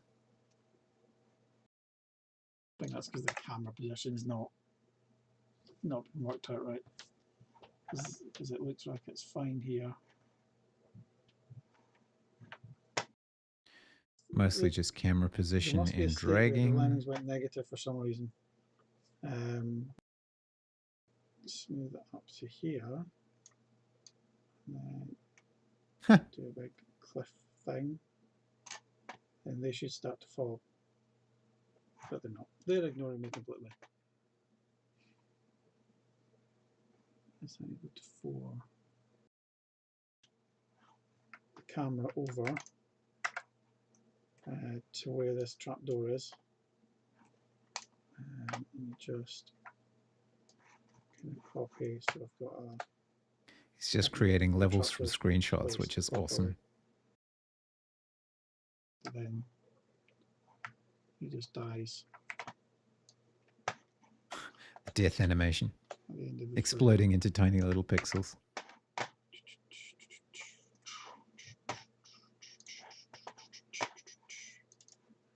Splatter. This is the splatter.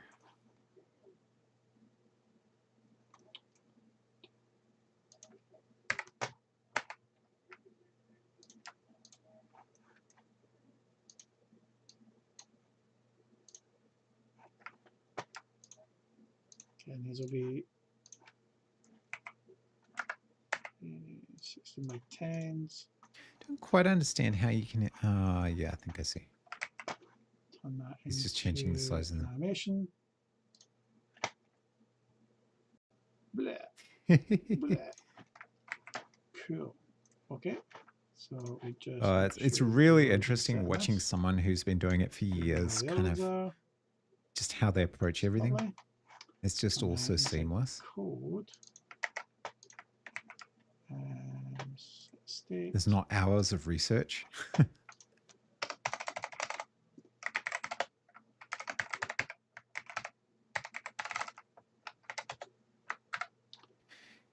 So I think the questions I have, let's just try and organize this all the way home. Mechanics. I think I need a section.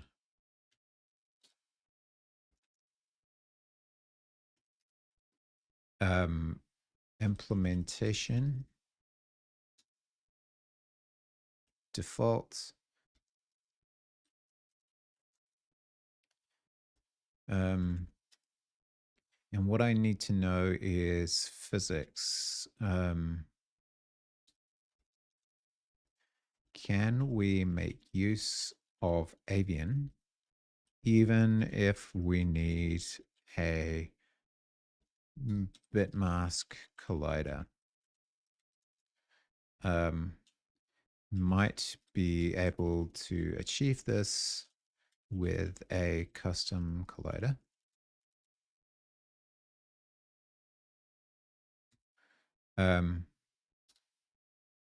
If we can't, does that mean we avoid avian altogether?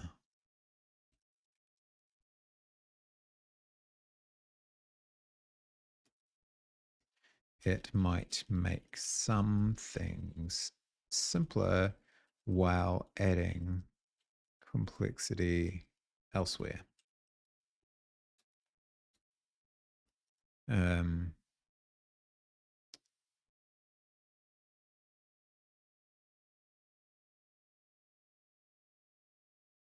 Considering what we need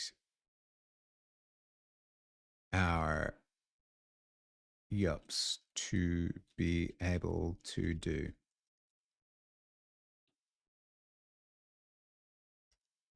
Move left and right. Climb over small slopes.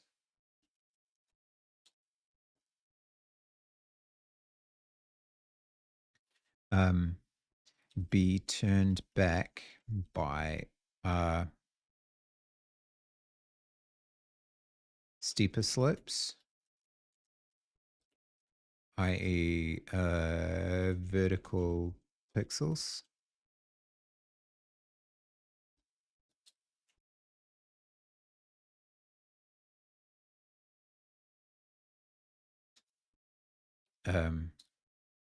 Fall when ground missing.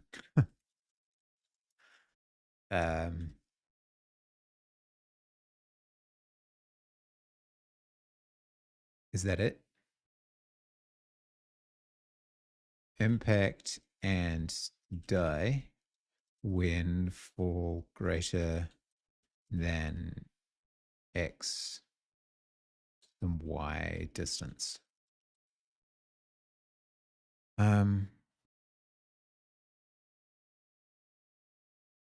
Do we need an entire physics engine for this? So at all times collide with uneven ground surface. That's the sticking point, really.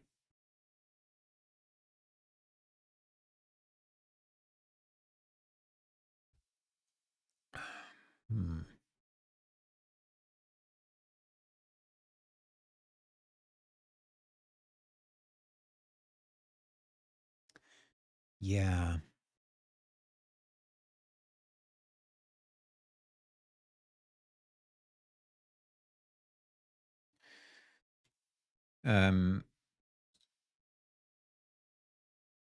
So one thing to rule out is a tile map library, given its rectangular, even nature. This doesn't seem fun. The spirit of the game is uneven progress. Is progress across uneven surfaces.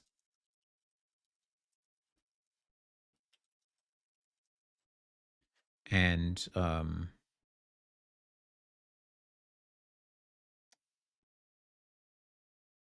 interesting looking backgrounds that can be drawn in a bitmap editor, bitmap based editor,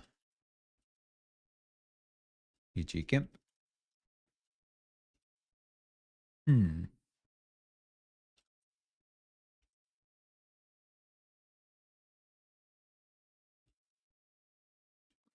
Okay.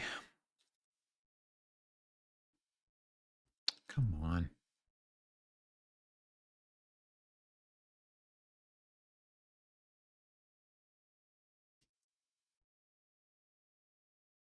I mean, there's no doubt that I could translate a lot of what Mike does to Bevy, and Bevy's certainly very capable of doing what we're asking it to do. It's just a question of whether to use built-in libraries or not.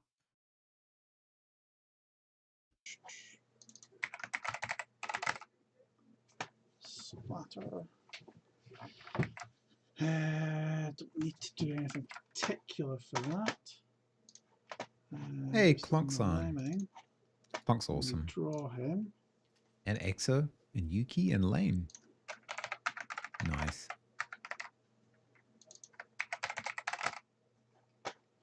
We don't take into account any scale. Here's no direction. Black background. Show me a splat. Yeah. So, oh, yep. Just changing it all to transparent.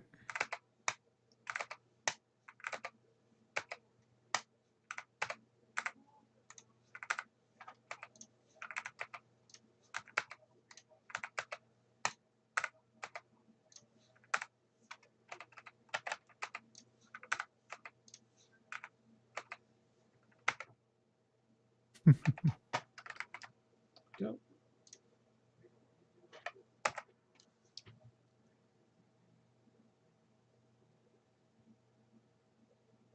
Great. Okay, so Okay. let's take away the trapdoor limit again. We'll So it's got a splat animation.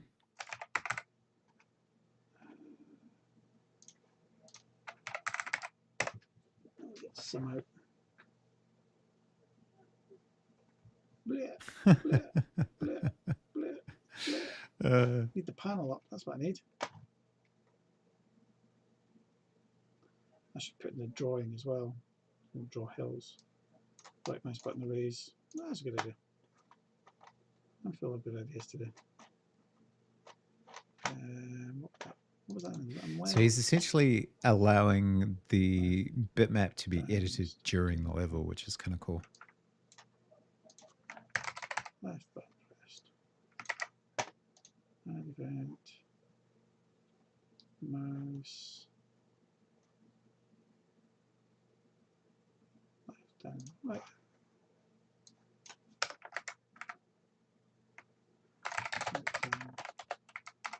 Oh, we got some ads. I might make another cup of tea, I think.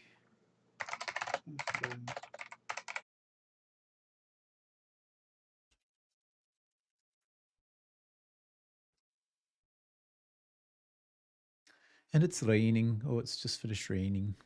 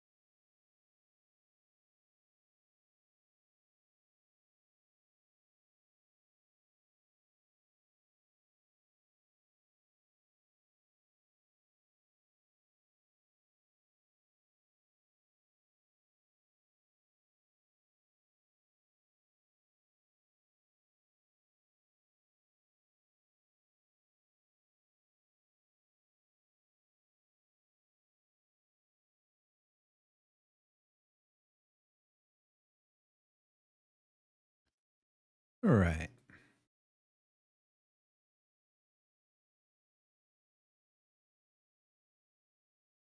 Oh, thanks for the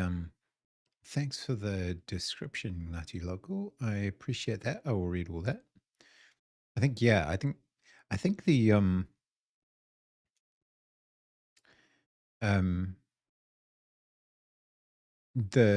process of doing it from scratch is fairly well trodden, and I'm not worried about that. But it is good to see it written out like that. I think my question is whether I should implement it based on in combination with Avian or just do it myself. I'm sort of starting to lean towards doing it myself, to be honest with you. Because I wouldn't want to get bogged down, but it also would be kind of an interesting addition to Avian. Like if you could demonstrate that it was possible to do custom colliders with bitmaps using Avian rather than outside of it, then that would make it easier to integrate into Bevy itself. Excuse me. Very interesting, very interesting.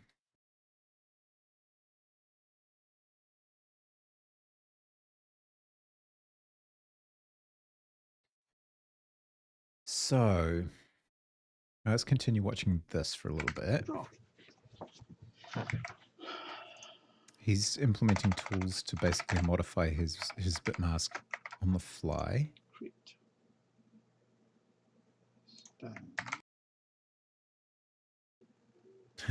Creating little paths for them. This would be such a great idea, actually.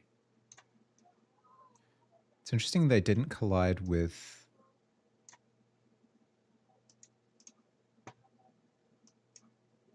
They don't collide if there's a gap of about 4 pixels high, like this one. They can't get up there.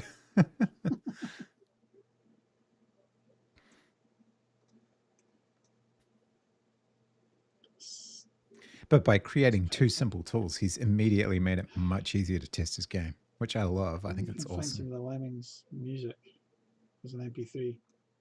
I could have that playing in the background. Yeah, like 10 green bottles. I missed a pixel there. Just trying to undo painting. How stupid's that?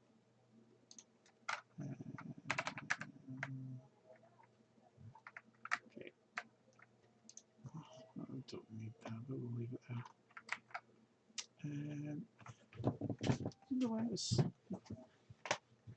It was growing the image, stretching the image when I was pressing the middle mouse button. That's very... He's trying to figure out how high it needs to be. Yeah, so if they fall beyond a certain point, then they splat. Your panel. 640, Skip past where he's figuring things out.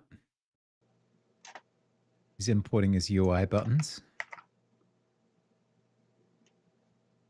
We've got to remember too that he's recreating a game that he wrote. So we shouldn't feel too bad about or inadequate when he basically masterfully recreates it.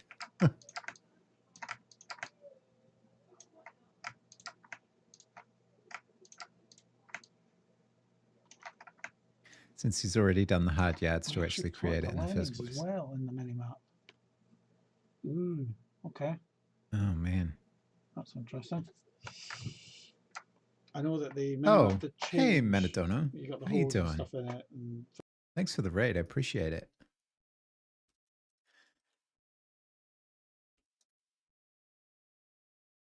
How you doing? How was your stream? What were you working on? We're looking at the original creator of Lemmings, Mike Dailly, re-implementing his game in GameMaker to try and harvest some ideas of how he did all these things. Things like that.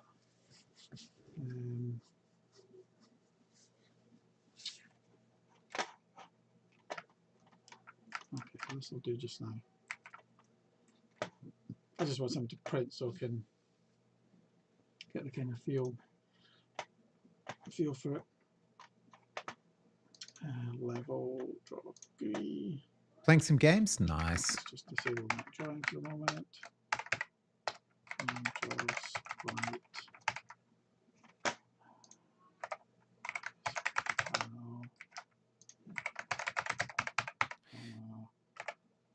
2.60.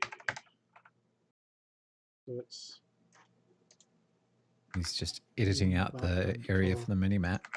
which is what they It's need to pretty do. cool.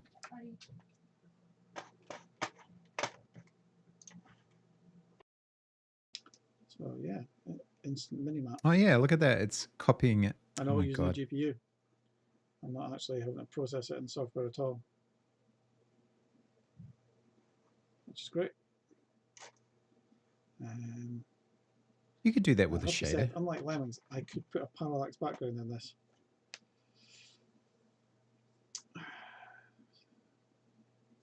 They're all just splatting due to excess So, height.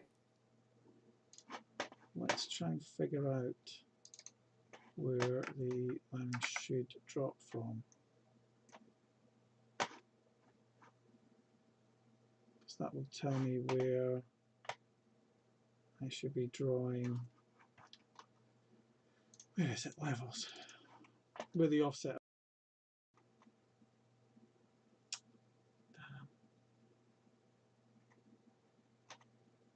Trying to skip through some of this because it's not really crucial to what we're trying to figure out. They were all drawing. They look like they might be.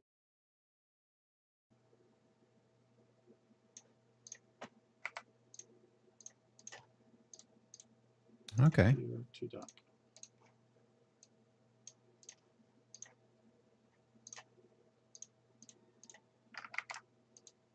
Yeah. That was It's really interesting that he's obviously used to doing his own basic pixel art. Like, he's really fluent with the editor. Way more fluent than I am. Because back in the day, he probably had to. okay. I just want that one there for reference just now. More so I can get colours from it than anything else. So I want to do a little bounding box check with the lemmings so that when they go into the cursor, I can change what cursor I'm using. Ah, okay. Is the cursor drawn? Yeah. So is he doing... He's tracking the screen location of the lemming and comparing it with the cursor.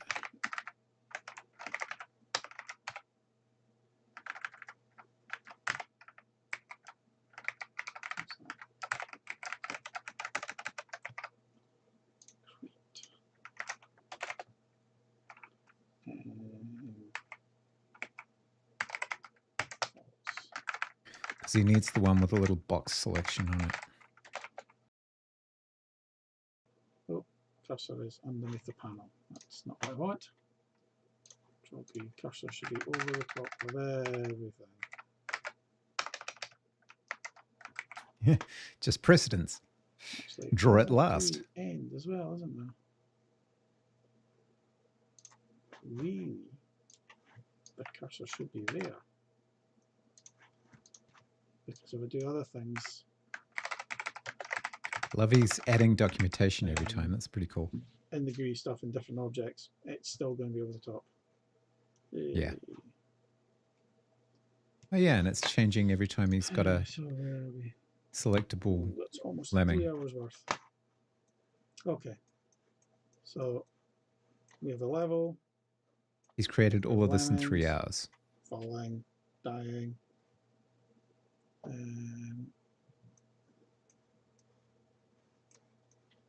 That's not bad for 3 hours. And we've got the Not bad at all. Stuff as well. We know that works.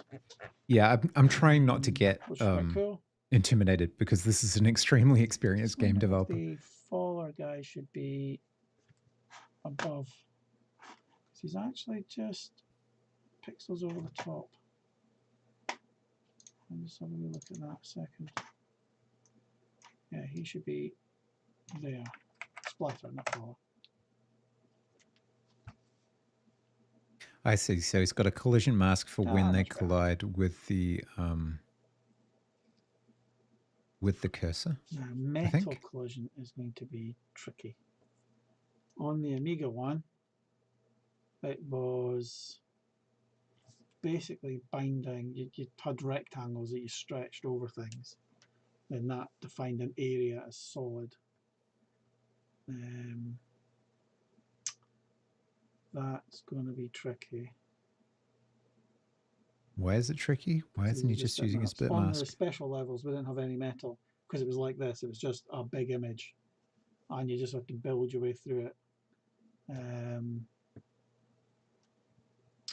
But all the other levels, it was like deeping. Oh, because you can't dig through it? It's like our editor as well. Brushes, you just put down up to 512 of them to make a picture, and then you had these rectangles just stretched over the top of everything.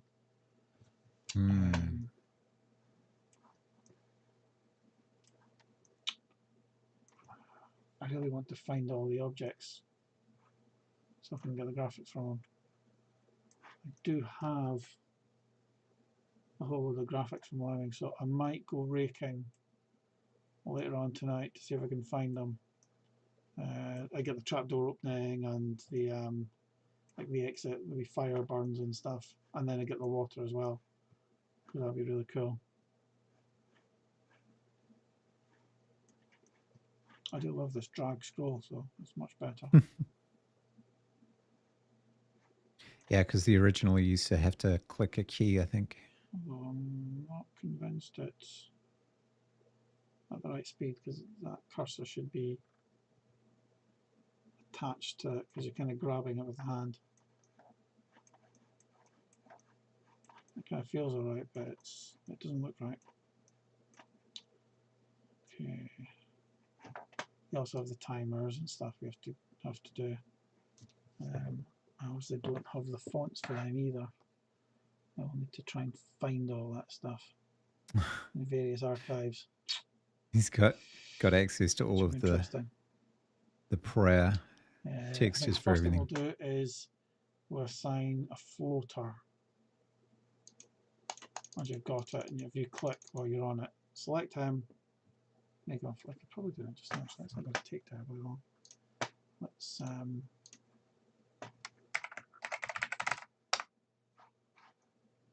okay, he's going to try and implement that. I'll just skip ahead. He says, oh, there's a kind of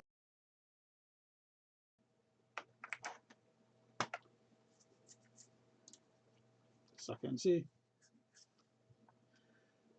I don't really want to get dragged in too much, so floaters are just single. He's setting pixels, states so between walker and splatter. I don't need the count, I just need to check that. So let's just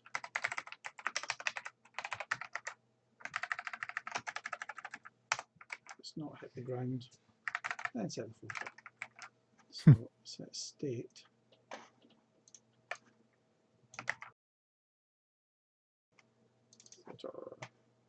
So they again offset should be just at the feet.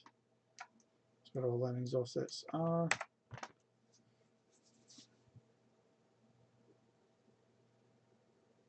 Whoa, look at that. Nice. Should they actually touch them? I wonder if should his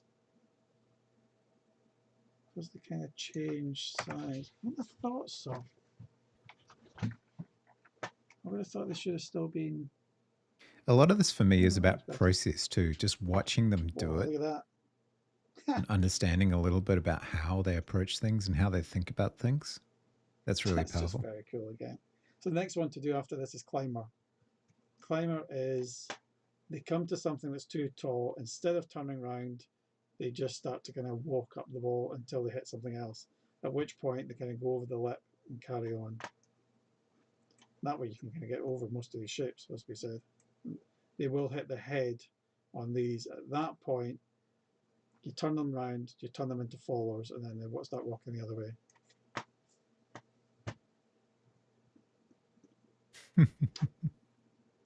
Okay, that is a 3 hours 10 minutes session. I will pick this up. In theory, I've got another 7 hours that I could do this in. The idea of the game in a day stuff is you have to make it within 10 hours, under 10 hours is under 10 hours. What I'm aiming for. to see how much you can Okay, do let's in go to his Gaming part 2 Studio. video. So he's got his floaters.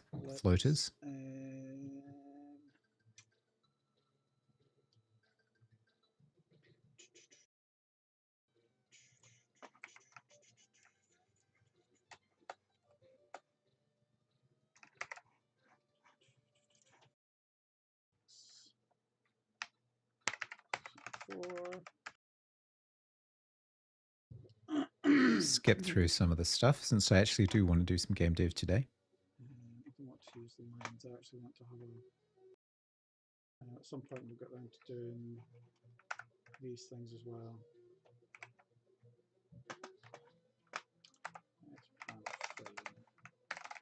So he just takes screenshots and basically re-imports them into the game, gradually piecing away at things until he has a working object, a working UI. He's counting the number of each of these things. I should just draw it in a script. If it's kind of redundant if you're not actually using it to store things or do anything like that.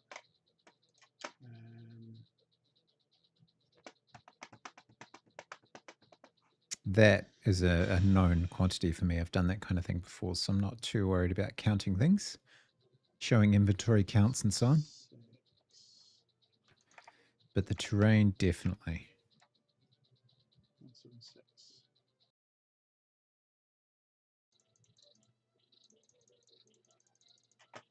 One, two, three, 4, 5, 6, 11. 11? That's 13 frames. Just going to skip through this. 1, 2, 3, 4, 5. That's the size. He's mostly just muttering now. It's kind of hard to hear what his thought process. There's space on either side. I don't think we're going to manage that. I need to turn it up slightly. Without making it look particularly bad. So really He's actually creating his own font here. No, I think we're going to have to.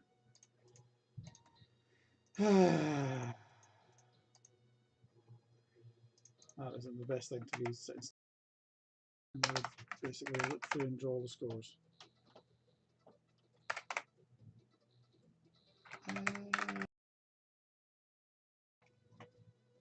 Oh yeah, he's got counts. Oh no, this is just 1, 2, 3, 4, 5, 6.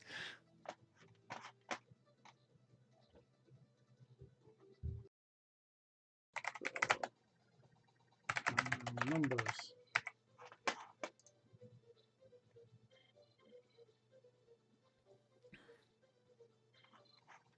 Yes, that's the only way I can look thin, so shut up. That's nice. Okay. Right. That will do, I suppose. Okay.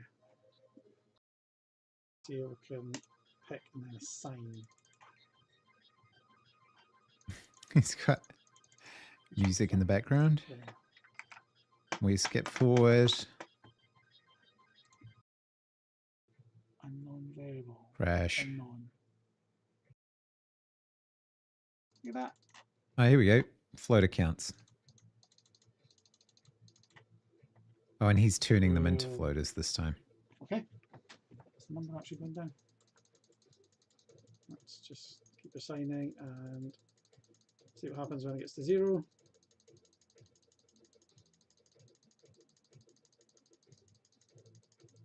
So that's the actual gameplay, the way it's supposed to work anyway.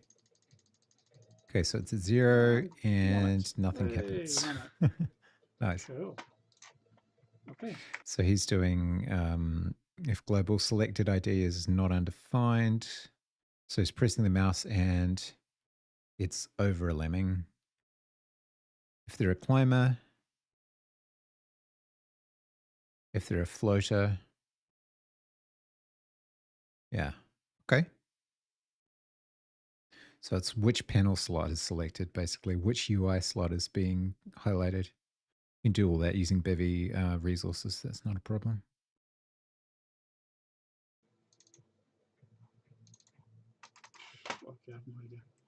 I'm going to have to rake through loads of folders to try and find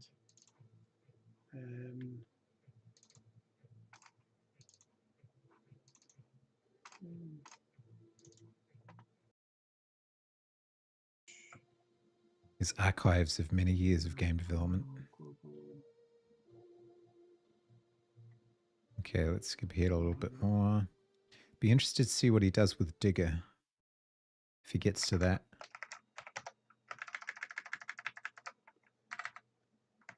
That's Climber he's doing now. So just put the big frame in as well. The head shaking prior to exploding. The nuke button. It's just a single good old nuke at the end. It was drawn independently before because it was so big.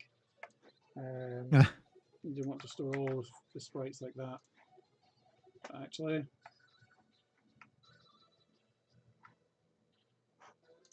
doesn't really kind of matter.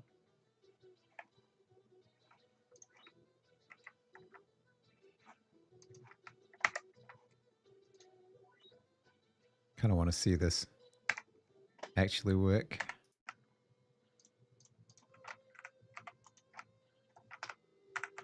Look how simple yet really effective the sprites are, though. Like, that's amazing. They're just 8 by, what is it, 8 by 10, I think? And then the explosion.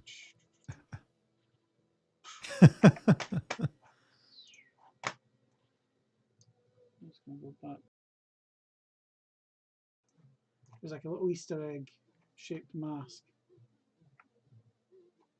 It's got the Basher and Miner, I think they are. Doesn't have the bomber. Damn.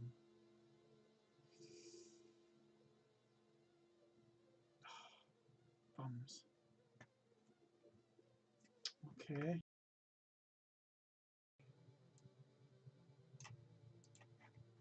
They're all going to die. Okay, tune it into a floater. Nothing. Why are you not doing that? Close the sprite.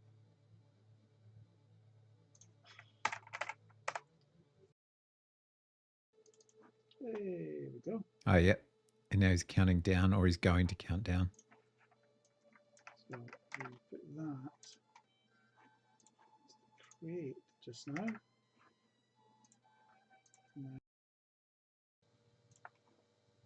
Just want to see how he does the terrain, whether he's actually doing terrain destruction or just using a bit mask.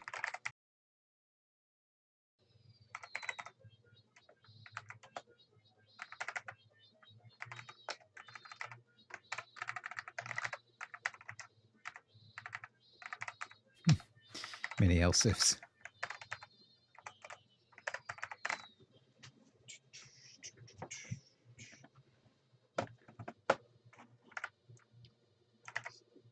Just skip ahead through some of this figuring out stuff. 3. There she goes. Oh. Got the countdown working at least. Okay.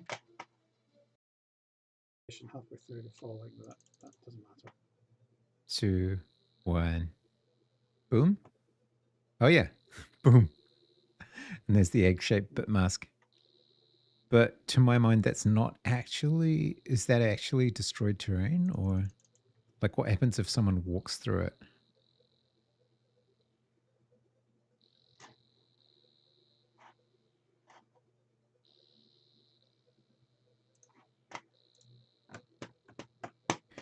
Remove.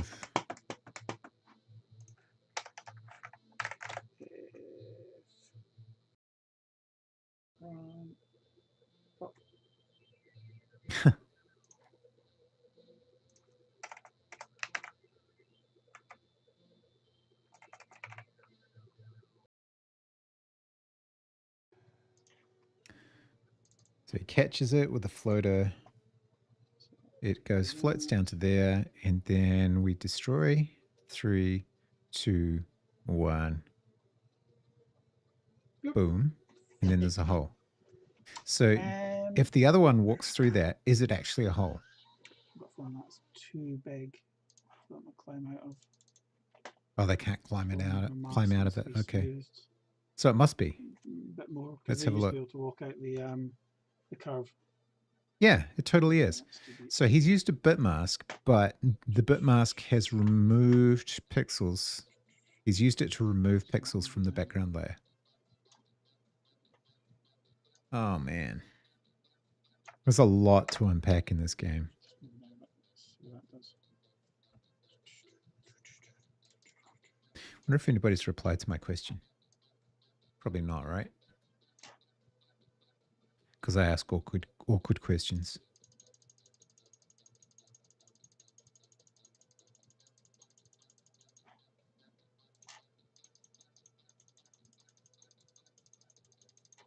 And then they all blow up.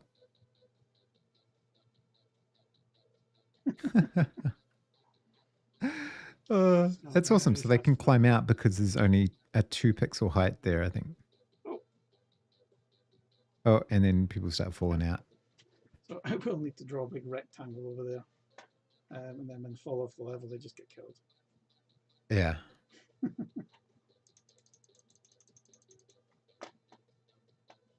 Obviously need the Whoa.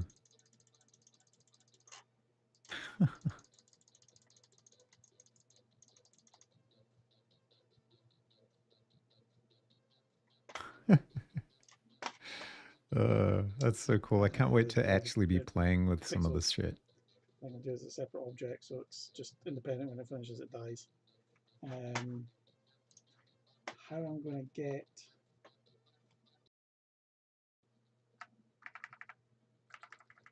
I'll do it. Okay.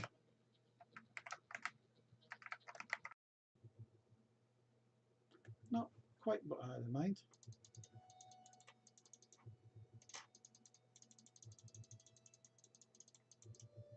Why are they about there? And why are they so flat?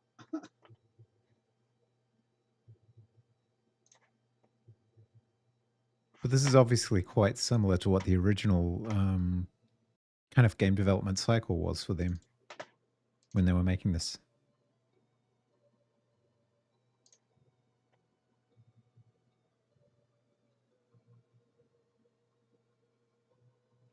What? What's so that? Flat. Is he trying to create he's trying to create particles?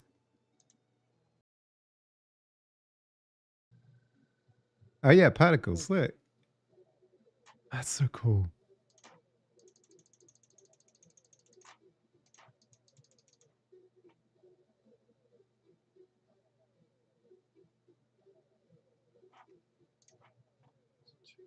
Oh, see you. Extremely grateful for him for sharing this stuff. I need to harvest as many likes as possible.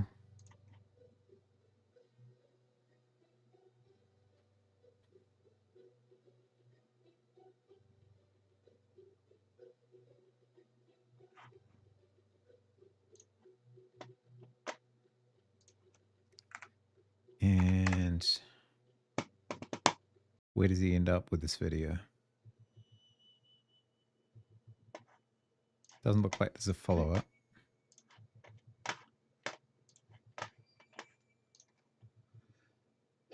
Okay, 2.5. So that's 5.5 hours in.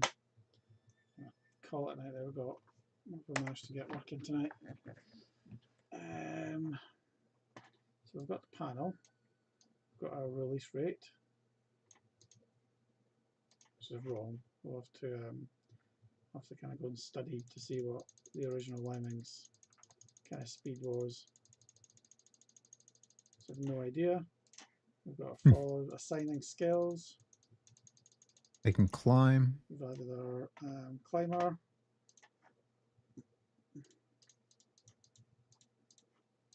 We've got our bomber. We've got explosion.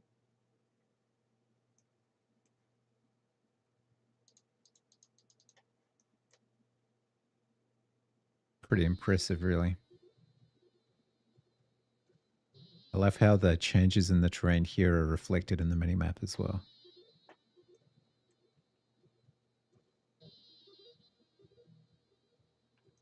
good. Okay. So I think maybe start tackling things like the builder next. See how much of him we can get in. I do have a last solution for the metal stuff that I could try. So we don't get the holes in the metal. Mm.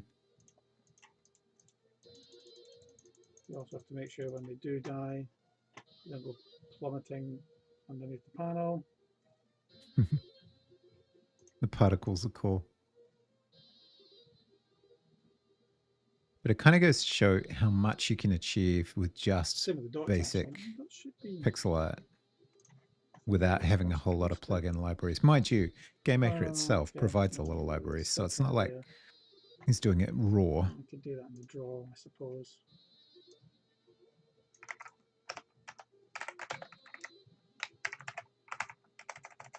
But I don't think there was ever a third video. I couldn't find one. Scissors off the bottom, don't bother doing it.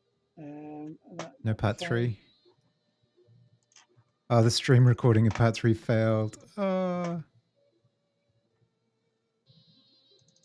no. We should stop there now. Yep, there you go. I wonder if he did stream this to Twitch. It sounds like he was talking to people. Okay. Or was it I'll start to upload all these onto stream? YouTube, Oh, he's got a Discord. I wonder if that's expired. With each game that I do. 3 or 4 videos of each of the ones. Like I say, we've got 4.5 hours left possible on this one. We'll see how far we get. Might get most of the skills done, but Basher and Miner are a bit tricky with their masks and stuff that they've got. They've all got to be synchronized as well. So they're a little bit tricky. We get the builder in, blocker. Not sure how to do the blocker. I mean, we don't have to do things exactly the way that they did them. We didn't do that before. It might have been but the whole question about destructible terrain is really interesting to me. Okay, that'll do for night. Night, peeps. So amazing. Frigining is upon us. Whoa. Pirate Software voice very loud. Thank you, Pirate Software. You rock. Thanks so much for sharing these.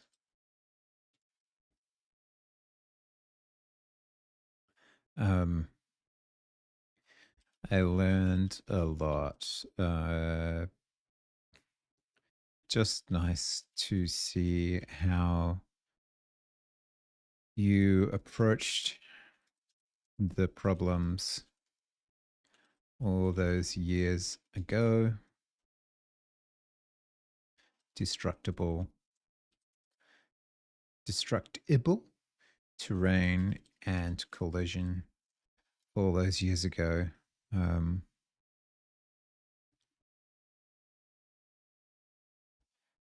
I find myself sad I didn't spend more time writing things for Amiga 500 back when I had the time.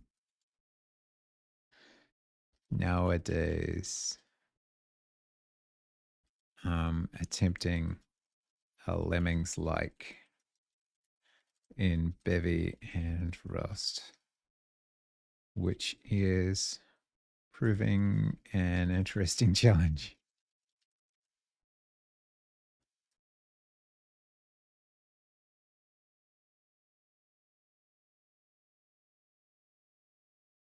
Okay, so that was Mike Dailly. Mike Dailly is awesome. Oh, was that Discord link actually a Discord link? So, or did it expire? Stream recording part 3 failed, yeah. Lemmingsgame.com, that was the original Lemmings or, oh, privacy error. Back before mandatory HTTPS, I guess. Sorry about the flashbang too. The life of a game developer and incomplete history.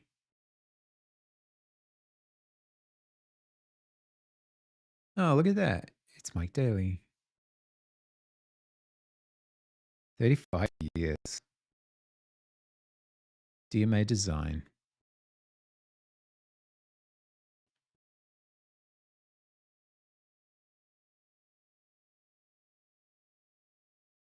Every version of the original Lemmings ever released. The complete history of Lemmings. Sorry about all this white screen.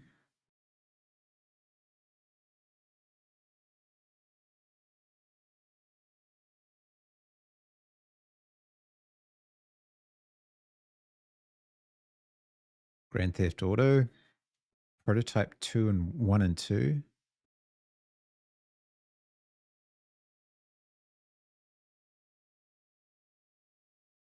Wow.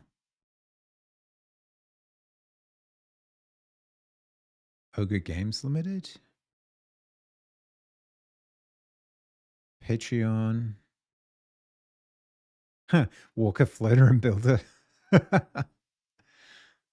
3 days ago, C-Spect. What is C-Spect?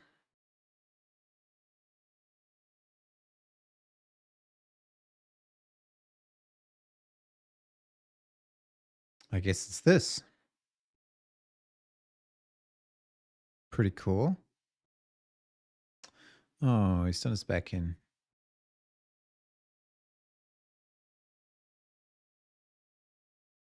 Beta testing. Warhawk.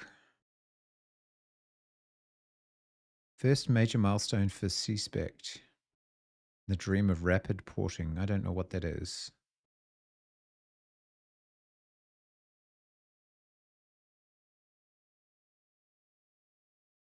Okay, so he's porting games to the Switch.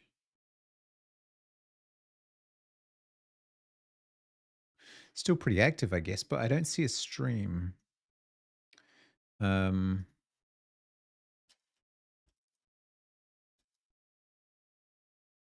Maybe he streams on YouTube?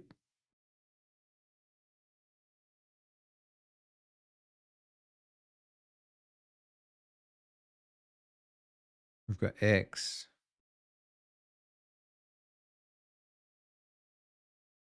What about on his YouTube? Are there live maybe? Oh, 2 years ago, yeah. Huh. Okay. All right. Well, cool. Very interesting and highly recommend this gentleman. But doesn't really solve our problem. I wonder if his Discord is still active. Probably not, but we could check. Let's go back here and say here, stop that. And we'll look here and we'll get this. And we'll try to join a Discord using that URL.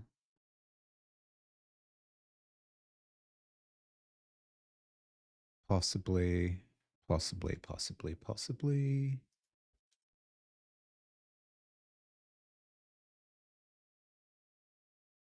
Doesn't seem like it. Okay, maybe that's an old URL.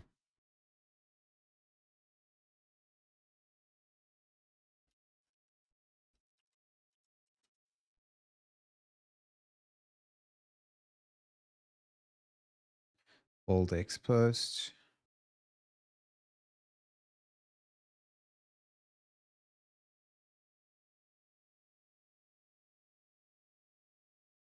Oh, he's got an itch.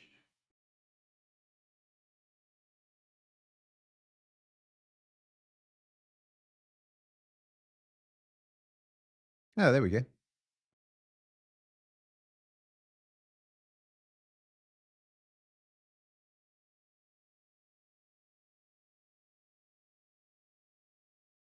Mike's words of wisdom.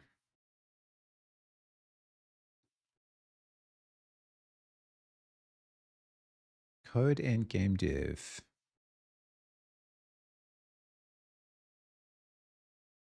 DMA design, Mike's insults, and C-spec support.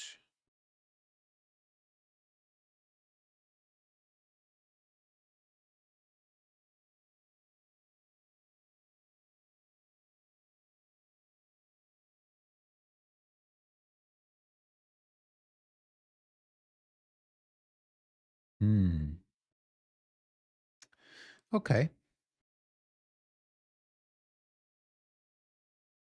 Well, that's very interesting. Let's look at what Ngati Local was suggesting on Discord. Bevy specific plugin.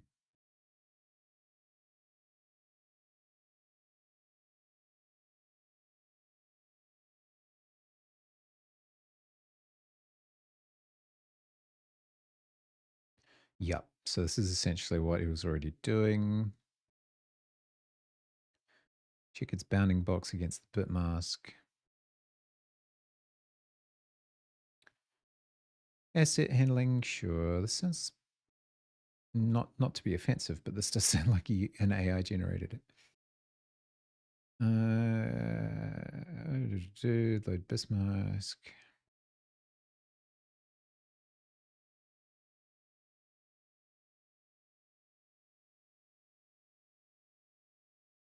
Yep.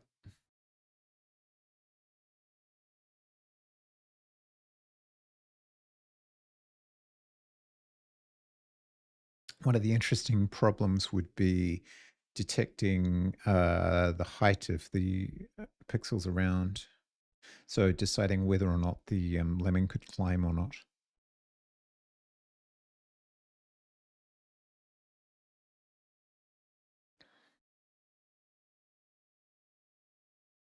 So at the moment, all we're doing is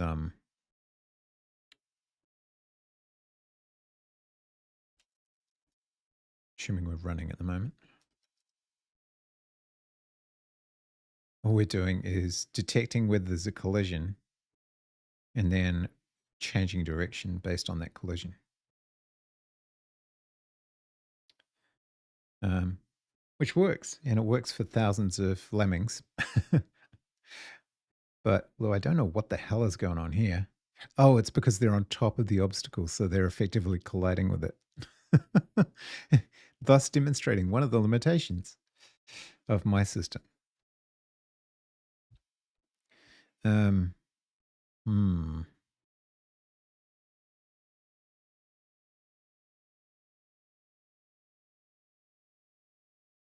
How would you,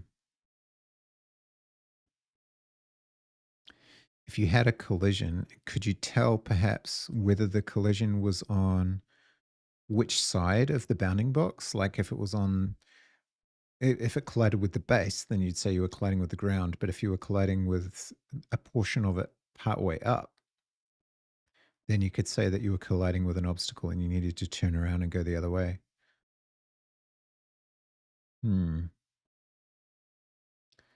Interesting. Interesting. Okay. So let's move this back here.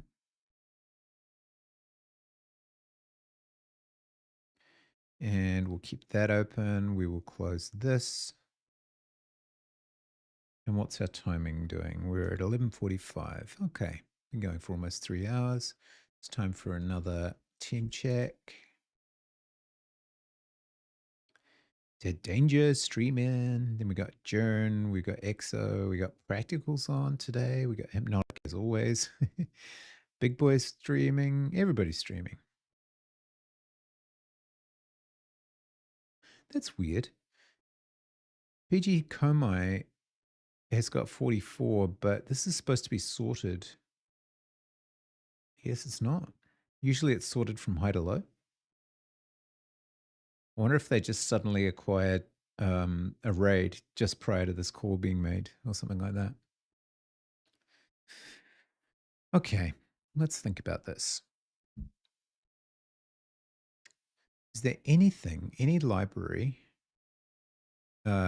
that supports bit masks in any way.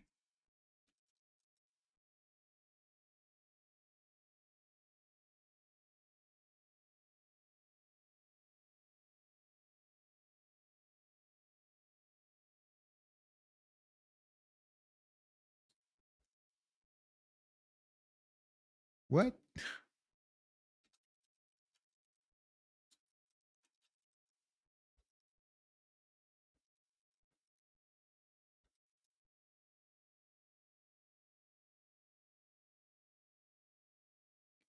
BVEC3. A three-dimensional ball vector mask.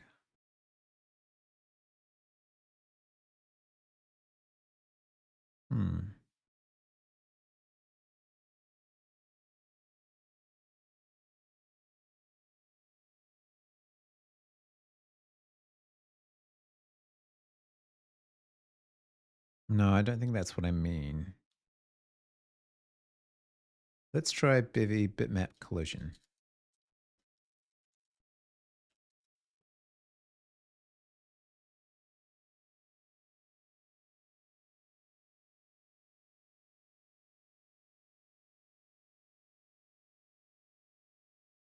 No. 2 years ago, that's probably not going to be that useful anymore.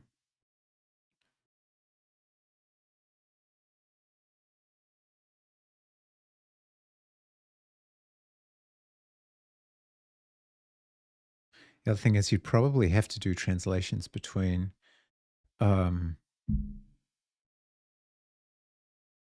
transforms for... Well, you wouldn't have to have a transform for every pixel. That'd be silly.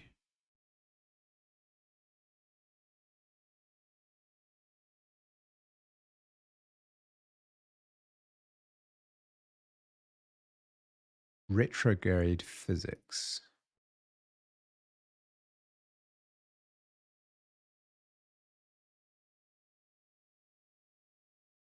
Pixel perfect renderer.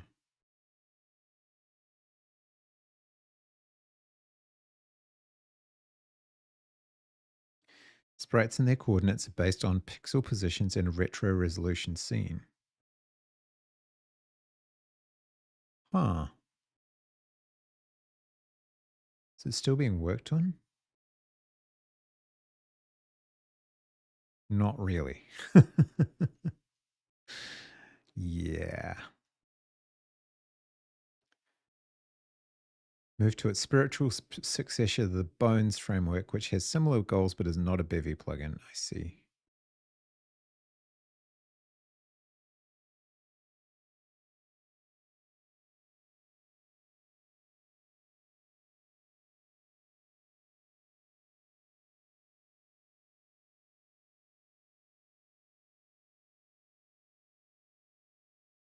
Rapier collision messages from the alpha channel of sprites. Right. Density mesh.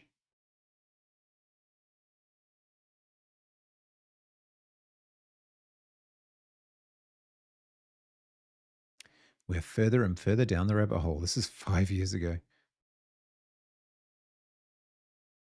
Image density height map to mesh generator. Create used to generate 2D mesh from images representing density height mesh.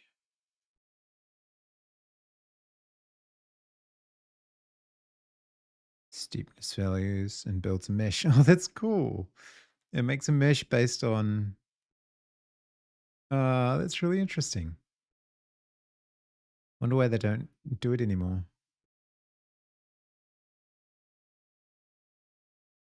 Huh.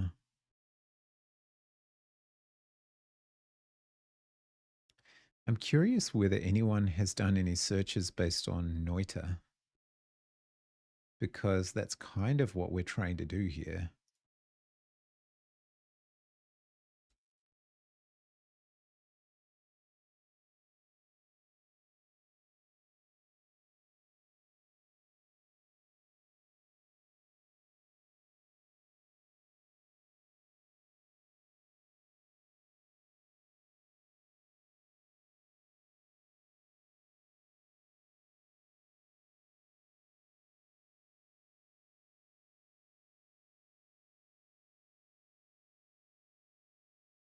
I wonder if anyone's done a showcase based on this. Trying to make Bevy pixel map a reality for Noita-like games. Hang on, let me move this. So far I have something working 74 pixels a second when it's not crashing. I'm texture copying each pixel into each of the chunks with a compute shader.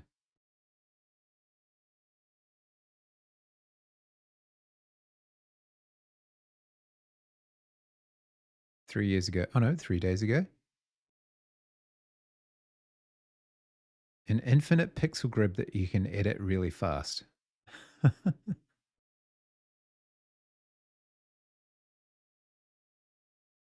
Pixels game in Bevy engine attempt 5.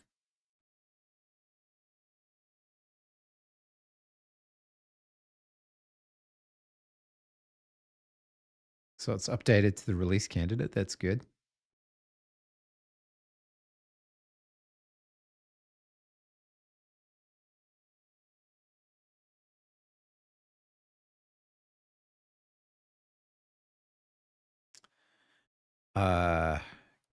Can we see an example? Feet huge.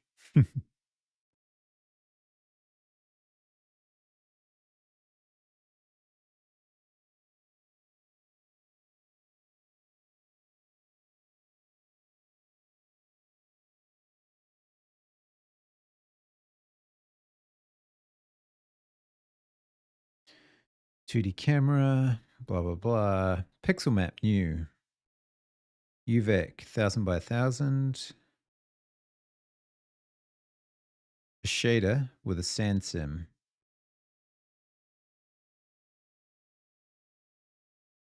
And I presume that's something similar to what this is.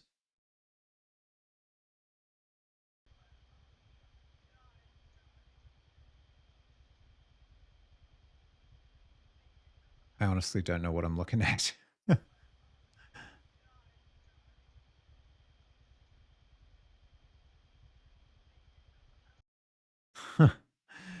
Interesting, but yeah.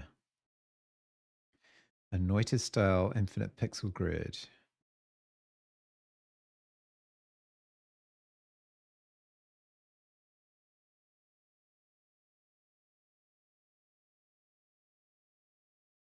Avian or Rapier, a custom physics engine.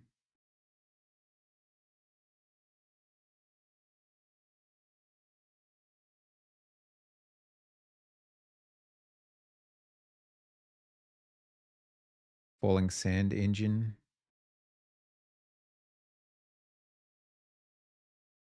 Sparkle 2D.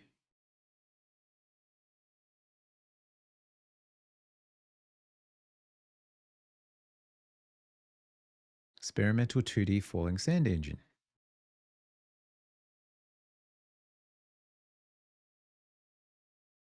It's not built on a framework. Whoa. There's a lot going on here.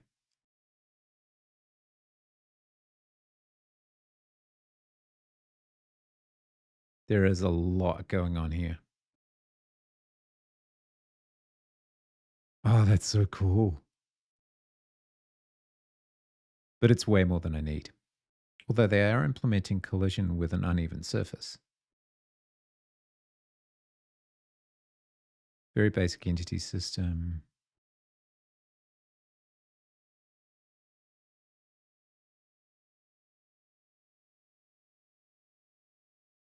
Oh, someone else is replying in Avian.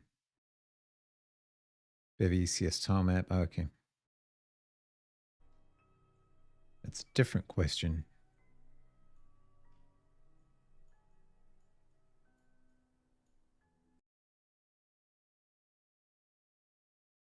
Hmm.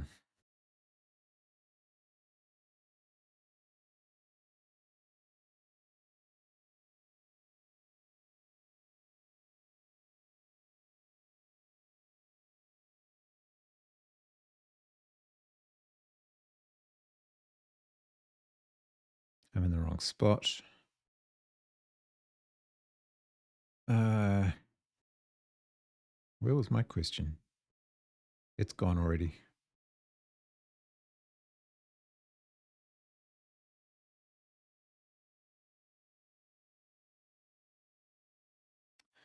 Okay.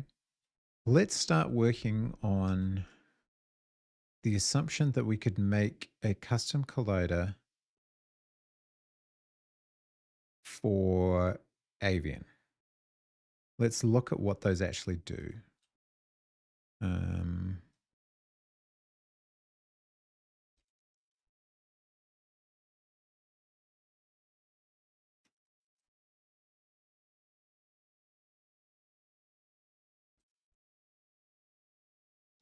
Might be better to look at the custom collider implementation.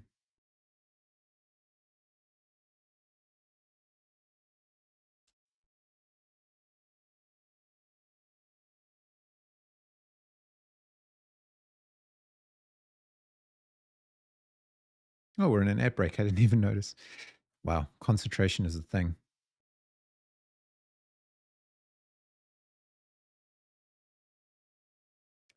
Let's go to their examples. That's Bevy's examples. That's not helpful.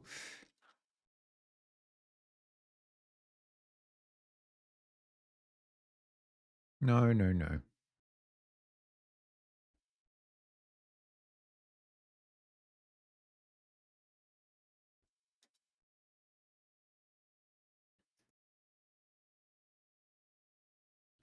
Custom collider.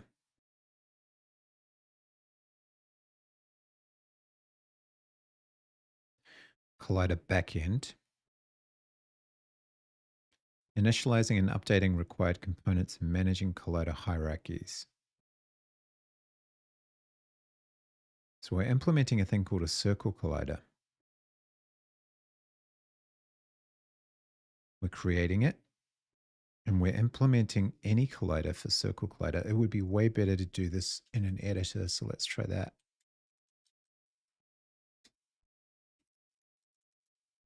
Make sure we've got the latest avian. And we'll look at avian custom collider for 2D. Okay. Wait for Rust Analyzer to spool up.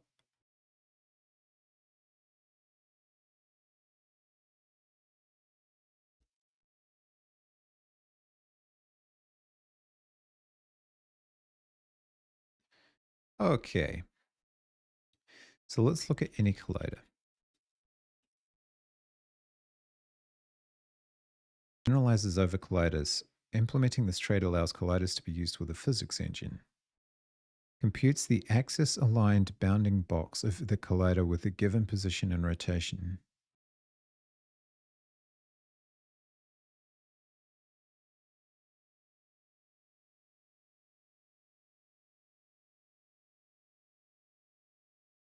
Would you be able to do that if your thing wasn't a polygon? Is my question.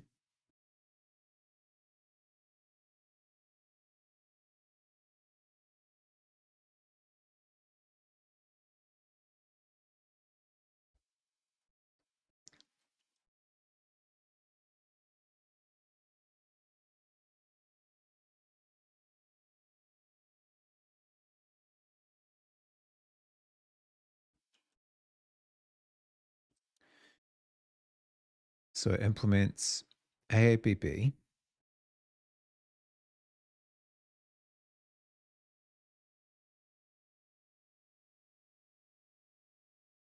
Based on its radius. Contact manifolds. Computes all contacts between two colliders at the given positions. I see.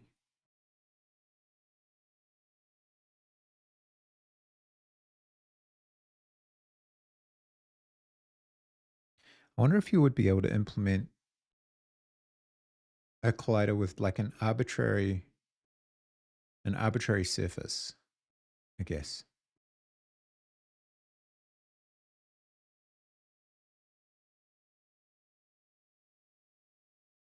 Just trying to understand whether shoehorning this into avian is a good idea or if I should just do it pixel by pixel the way they did it.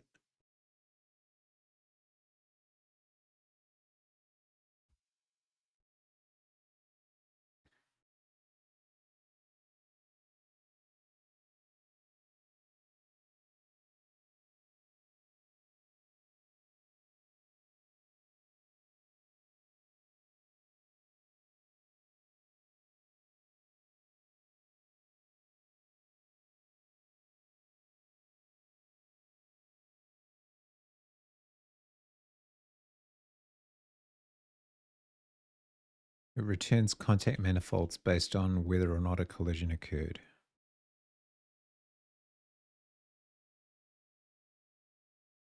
I kind of want to go back and look at what Claude tried to do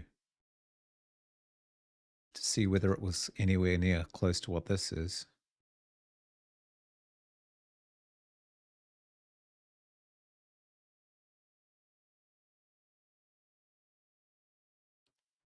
So it tried to... Where's the source gone?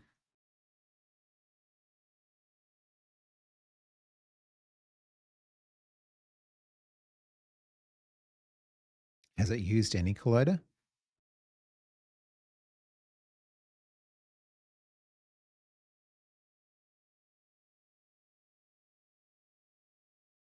Or has it just made shit up?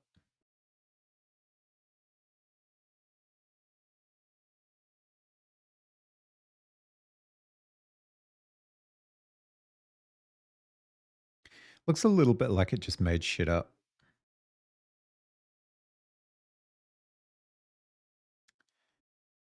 Bitmap collider component, custom collision constraint that works with Avian's constraint solver.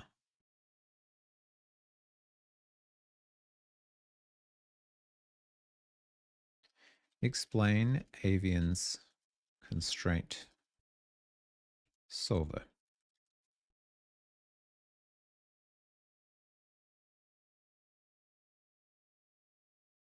Sure, extended position-based dynamics.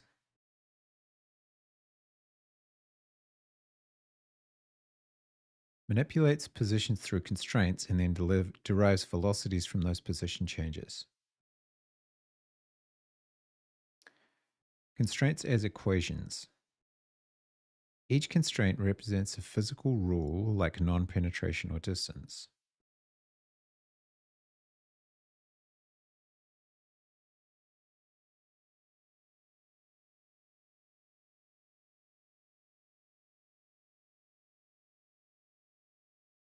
And a compliance parameter.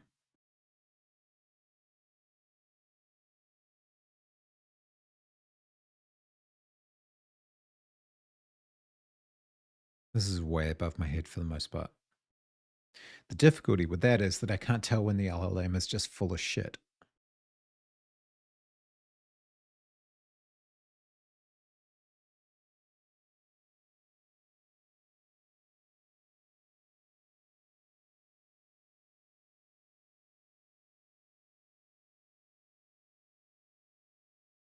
Starting to get tired and hungry. We've only been going for three and a bit hours, though.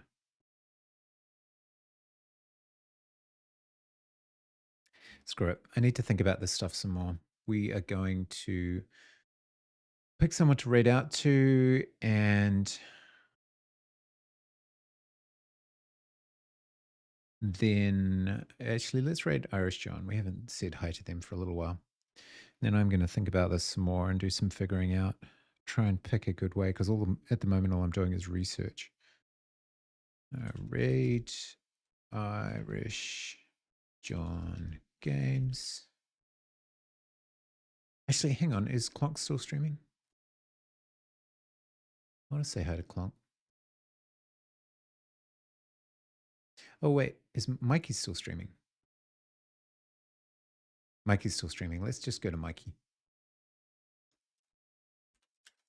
He's also doing some bevy work. Excellent. We'll keep the topic the same. Awesome. And we'll push that up. Take it easy, everybody.